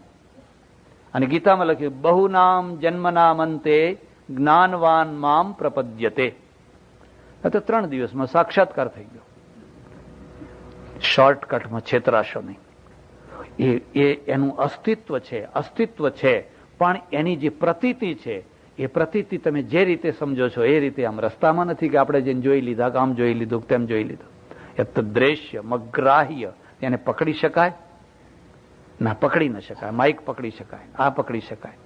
એને કેવી રીતે પકડશો? સૂક્ષ્માતિ સૂક્ષ્મ અણોરણીયાન મહતો મહિયાન આત્માસ્ય જંતોર નિહિતો ગુહાયામ. ઉપનિષદ. ઝીણામાં ઝીણી વસ્તુ લો, જેટલી ઝીણી હોય હજુ ઝીણી કરો, એનાથી પણ એ ઝીણો છે. અને મહાનથી મહાન લો, એનાથી પણ એ મહાન છે. નમો નેદિષ્ટાય પરદવદવિષ્ટાય ચ નમઃ. મહિમ્ન સ્તોત્ર. હે પ્રભુ, તું સૂક્ષ્મથી સૂક્ષ્મ ને તું મહાનથી મહાન છે. આ ઉપનિષદ કહે છે. અગ્રાહ્ય, અગોત્ર. એનું કોઈ ગોત્ર છે? કયા વંશમાં જન્મ્યો છે, કઈ પેઢીમાં, કઈ બાપ દાદામાં, કઈ પેઢીમાં જન્મ્યો છે? નહીં, અગોત્ર. એનું કોઈ ગોત્ર નથી. ને કબીરે એની બહુ સુંદર વ્યાખ્યા કરી. યાદ રાખજો, આ દોહરો યાદ રાખવા જેવો છે. સાહબ સબકા બાપ હે. साहब सबका बाप है, बेटा किसी का नाई, और बेटा हो के अवतरे सो तो साहब नाई. આ ઉપનિષદ છે. કબીરે ક્યાંથી વાત કરી? સાહબ સબકા બાપ હે, બેટા કિસી કા નાઈ, और बेटा हो के अवतरे सो तो साहब नाई. અગ્રાહ્યમ ગોત્રમ વર્ણ. એ કયા વર્ણનો? ભગવાન બ્રાહ્મણ છે, ક્ષત્રિય છે, વૈશ્ય છે, શુદ્ર છે? ના, અવર્ણ. અચક્ષુ, એને ચક્ષુ નથી. અપાણીપાદ, એને હાથ પગ નથી. ત્યારે શું છે? સચરાચર પરિપૂર્ણ વ્યાપક અખંડ સચ્ચિદાનંદ ઘન બ્રહ્મ એક પરમાત્મા છે. હવે એ જ ઉપનિષદ શું કહે છે? સહસ્ત્ર શ્રી રેખા સહસ્ત્રાક્ષ સહસ્ત્રા ફલાણું ફલાણું, એને 1000 આંખો છે. આ બે વિરોધી વાતો થઈ. અને એનું સમીકરણ કહે છે, જયારે સહસ્ત્ર શ્રી રેખા કહે છે કે આંખો કહે છે, ત્યારે એનો અર્થ છે કે જે 1000 માથામાં જે શક્તિ છે એનામાં છે. 1000 આંખો જે જોઈ નથી શકતી એ જોઈ શકે છે. રામાયણમાં એનો અનુવાદ કરી દીધો, બીનું પદ ચલઈ સુનઈ બીનું કાના. વગર પગે એ ચાલી શકે છે અને વગર કાને એ સાંભળી શકે છે. એટલે ભગવાનને સાંભળવા માટે કાનની જરૂર નથી. અને જો ભગવાનને કાન હોય તો ગડપણમાં બેરાશ આવે કે ના આવે? તો પાછો કાનમાં મેલ ભરાય, વળી ડોક્ટરના પાસે જવું પડે, આંખમાં મોતિયો આવે. બીનું પદ ચલઈ સુનઈ બીનું કાના, બીનું કરઈ કર્મ નાના. હાથ વગર બધા કર્મ કરી શકે છે. આ આપણું ઉપનિષદ છે. એક વાર તમારા મગજમાં જો આ એક ઈશ્વરવાદ, એક બ્રહ્મવાદની વાત બેસી જાય, તમે ક્લિયર થઈ ગયા. પછી તમારે કોઈ શંકા કુશંકા ભટકાવવાની કોઈ જરૂર નહીં. સમીકરણ કરવાનું, આ શું છે એનું જ રૂપ છે, આ શું છે એનું જ રૂપ છે. આ 1000 પ્રકારની મીઠાઈઓ છે, ચણાના લોટની છે. આ 1000 રંગના ઓશિકા છે, રૂ એક જ છે, ઉપરના ગ્લેપનો કલર જુદો છે. આ 1000 ગાયોનું દૂધ છે, ગાય લાલ છે, પીળી છે, કાળી છે, દૂધ સફેદ છે, દૂધ એક જ છે. દૂધ એ તત્વ છે, ઉપરનો કલર એ ઉપરની વાત છે. ઉપનિષદ એ તત્વ છે. અને જો તમે તત્વમાં જાઓ તો તમને આ વાત સ્પષ્ટ થઈ જાય. આજે હિન્દુ પ્રજાને આની જરૂર છે કે હજુ વધારે ભગવાનોમાં વહેંચાવાની જરૂર છે. 900 ભગવાનો છે ભારતમાં જીવતા, એમાં 4-5 તો મારા ઓળખીતા જ પાછા. 4-5 તો ઓળખીતા છે, 1-2 તો ગુજરી ગયા. અને નવઈએ કે બેમાંથી એકેને ખબર નથી પડી કે અમે ગુજરી જવાના છીએ. શું વાત કરું તમને, બેયની મોટી મહત્વાકાંક્ષાઓ હતી, અધૂરી રહી ગઈ. સામાન્ય માણસને તમે જોજો, એ કઈ આપતો હોય છે કાલે હું ગુજરી જઈશ. મેં મારા અનુભવ પુસ્તક છે એમાં 2 પ્રકરણો લખ્યા છે, તમે વાંચજો. હું પોતે જ કન્ફ્યુઝ થઈ ગયેલો. અમારે કાશીની અંદર એક બહુ મોટા સંન્યાસી, એટલા ત્યાગી, એટલા વિરક્ત, એટલા જ્ઞાની, એટલા તપસ્વી, આખા ભારતમાં 2-3 સંન્યાસીઓમાં એમનું સ્થાન. બિરલા શેઠ મળવા આવેલા, એમને બારણા બંધ કરી દીધેલા. हमको क्या काम है, બિરલા की यहाँ જરૂર નહીં. તો અમે તો સામે દોડીએ, હો બિરલા આયા કેમ કે તમને ખબર નથી. અમારે ત્યાં એક માણસ ગાડીઓ જોનારો બેઠો હોય છે કે મર્સિડીઝ વાળા આવ્યા કે ટોયેટા વાળા આવ્યા કે ફલાણા આવ્યા કે ફલાણા આવ્યા, જેવી ગાડી એવું માન પાછું. એટલે તમને ખબર ના પડે. કાશીમાં અમારે એક મંદિરમાં બેઠેલો, એ બધા વકીલ અંદર ભેગા થાય ને એટલે બધી પેટ છૂટેલી વાત કરે, ડોક્ટરો કરે, એમ અમે બધા એવું કરીએ. બેઠેલા એટલે મહારાજ પેલા પ્રસાદ આપ્યા કરે. એ મેં કહ્યું, તમે આ જુદો જુદો પ્રસાદ આપો છો, કોઈને વધારે, કોઈને કંઈ, તો શી રીતે તમને ખબર પડે છે કે કોને કયો પ્રસાદ આપવો? મને કહે તમારું કામ, તમારી લાઈન જુદી, એમ કે આ કામ તમારું નહીં. પણ કહો તો ખરા.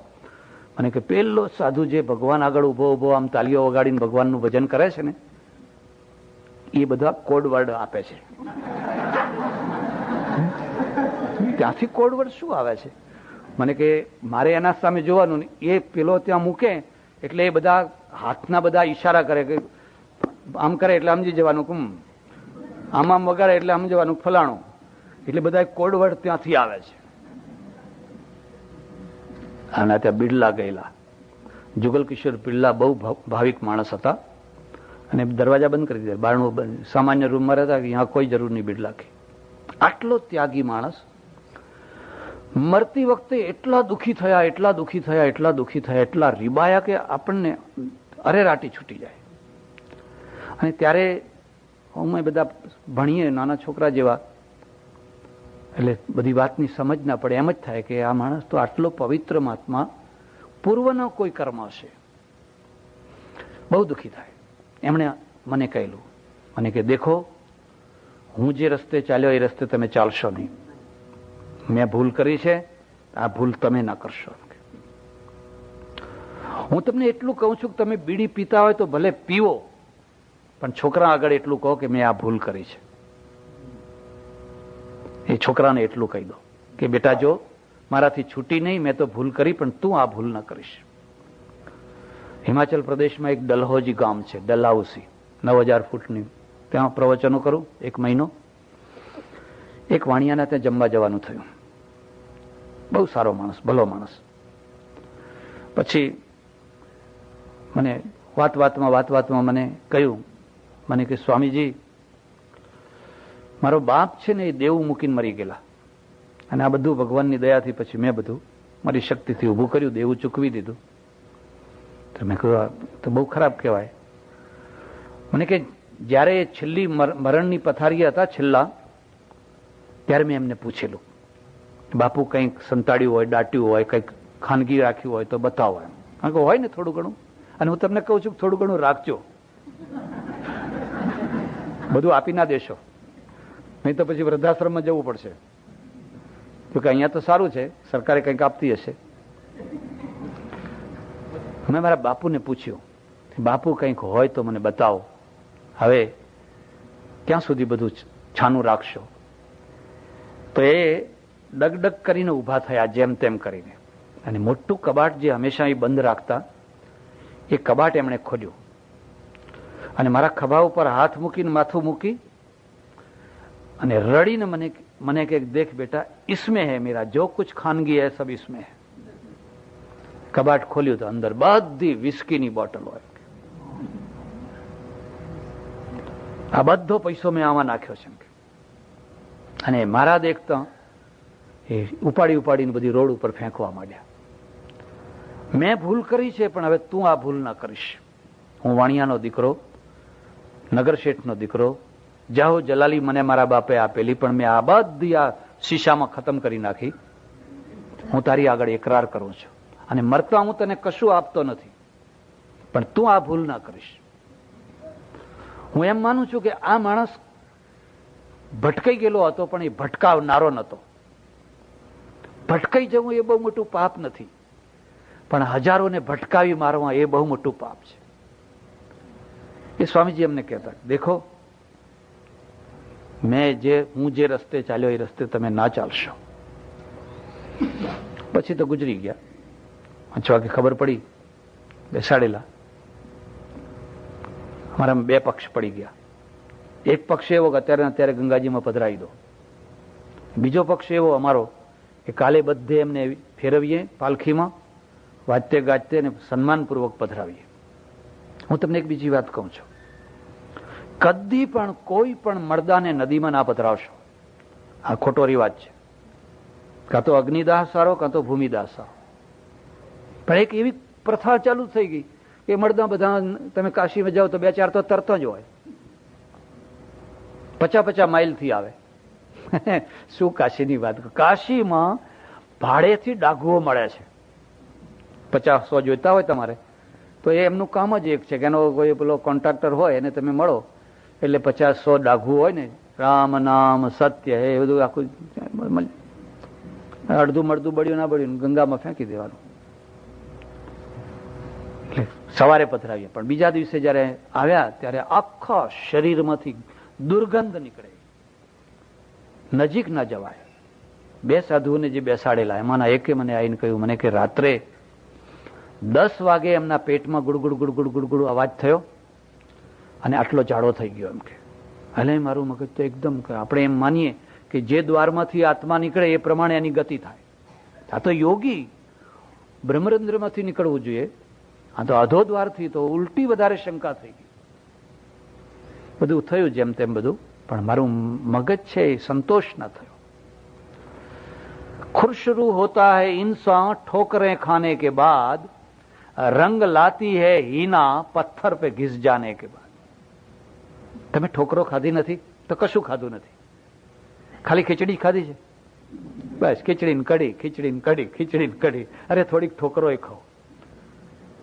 નદી પછડાય છે ત્યારે ધોધ બને છે, બને છે, અને ધોધ બને છે ત્યારે લોકો જોવા જાય છે. આટલો નિયાગ્રા ફોલ્સ છે, ફલાણો ફોલ્સ છે.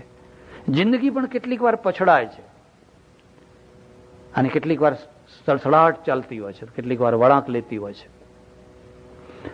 હવે આ બધું મગજમાં ચક્કર ચાલ્યા કરે કે આ આત્મા નરકે ગયા, અસદગતિ થઈ, અધોદ્વારથી આમ થયું, ફલાણું થયું. ત્યાં એક બીજી ઘટના એ વળી પાછી ચકરી ચલાવી દીધી. મારા બાજુમાં જ કુંભાર રહે આશ્રમના નીચે, 70, 75, 80 વર્ષનો ડોસો, ધોળી મૂછો અને રમકડા બનાવે. બસ રમકડા જ બનાવે, આખો દિવસ હોકો પીતો હોય ને રમકડા બનાવે. સવારે જોયું તો બેન્ડ વાગે છે, તળમજીક તળમજીક. પૂછ્યું શું છે, કોઈના લગ્ન છે? તો એના છોકરો કહે છે કે નહીં, અમારે પિતાજી મર ગયે, મારા પિતાશ્રી એમ કે ગુજરી ગયા. એમ શું થયું? કાલ તો હું આવ્યો ત્યારે એને પછી પોતાનું મૂર્તિ બનાવેલી. એ મને કે કાલે સાંજે જમીને ખાટલા ઉપર બેઠા બેઠા હોકો પીતા પીતા અમને 3 ભાઈઓને, 3 વહુઓને, છોકરાઓને બોલાવ્યા અને બોલાવીને કહ્યું કે પરોડિયાના 4 વાગે હું મરી જવાનો છું. બધી વ્યવસ્થા કરી, આમ કરજો તેમ, કોઈ રડશો નહીં, બેન્ડ વાજા મંગાવજો અને વાજતે ગાજતે આનંદથી મને લઈ જજો. આ બધી વ્યવસ્થા કરી. પછી બરાબર 3 વાગે ઉઠ્યા, પોતાની મેળે નાયા ધોયા, બધું બરાબર થયું અને બધું દીવો કર્યું ને પોતાની મેળે જઈને સુઈ ગયા, ગુજરી ગયા. અને મારી હવે આને યોગી કહેવો કે પેલાને યોગી કહેવો? આખી જિંદગી જે માણસ એકાંતમાં રહ્યા, ખાવામાં નિયમ, ફલાણામાં નિયમ, ફલાણામાં નિયમ, અને રીબાઈને મર્યા. એક માણસ આખી જિંદગી સહજ જીવન જીવ્યો, રમકડા રમતો રહ્યો, હોકો પીતો હતો, અને છતાં યોગીના જેવો કે શું 4 વાગે ગુજરી જવાનો છું. એને અનાસક્તિ છે, કોઈ મોહ નથી, કોઈ કકરાટ નથી. આને યોગી કહેવો કે આને યોગી કહેવો? કદી ચક્કરમાં ના પડશો. સહજ જીવન એ જ મોટો યોગ છે. આ સહજ જીવન એ જ યોગ છે. અને એ જ ઉપનિષદો તમને એ જ તરફ લઈ જવા માંગે, ગીતા એ તરફ લઈ જવા માંગે છે, ચક્કરમાં નથી ચડાવવા માંગતી. એટલે ફરી પાછો આ ગોત્રમ વર્ણમ ચક્ષુ અશ્રોત્ર પાણીપાદો જવનો ગૃહીતા પશ્યત્ય ચક્ષુ સશૃણોત્ય કર્ણ એક બ્રહ્મ. ત્યારે બીજો પ્રશ્ન કે સાકાર છે કે નિરાકાર છે, સગુણ છે કે નિર્ગુણ છે, શું છે, કેવો છે, કેવી રીતે આપણે એને સમજીએ? આ થિયરિકલ દૃષ્ટિ છે. આને દર્શન કહેવાય. અને દર્શન છે એનું કામ છે મગજને ક્લિયર કરવું. મસ્તિષ્કની વ્યવસ્થા એ સૌથી મોટામાં મોટી વ્યવસ્થા, અને વ્યવહારની વ્યવસ્થા એ સેકન્ડ નંબરની વ્યવસ્થા. તમારું ઘર ચોખ્ખું છે, તમારી ગાડી બરાબર છે, બ્રેક સારી છે, સ્ટેરિંગ સારું છે, બધું બરાબર છે, માત્ર ચલાવનારનું મગજ જ બરાબર નથી. શું થશે? ગાડી તો બરાબર છે. પ્રજા છે એની પાસે બે વસ્તુઓ છે, એક મસ્તિષ્ક છે અને એક વ્યવહાર છે. દર્શનમાંથી મસ્તિષ્ક બનતું હોય છે, અને મસ્તિષ્ક જ્યાં તમારું ક્લિયર થઈ ગયું એટલે બસ બધો ભાર ઉતરી ગયો, બધા શંકા કુશંકાઓ ભેદ બધા દૂર થઈ ગયા. અને પછી વ્યવહાર ક્લિયર કરવો હોય તો બહુ સરળ કામ છે, પછી અઘરું કામ નથી. ગાડી બગડી હશે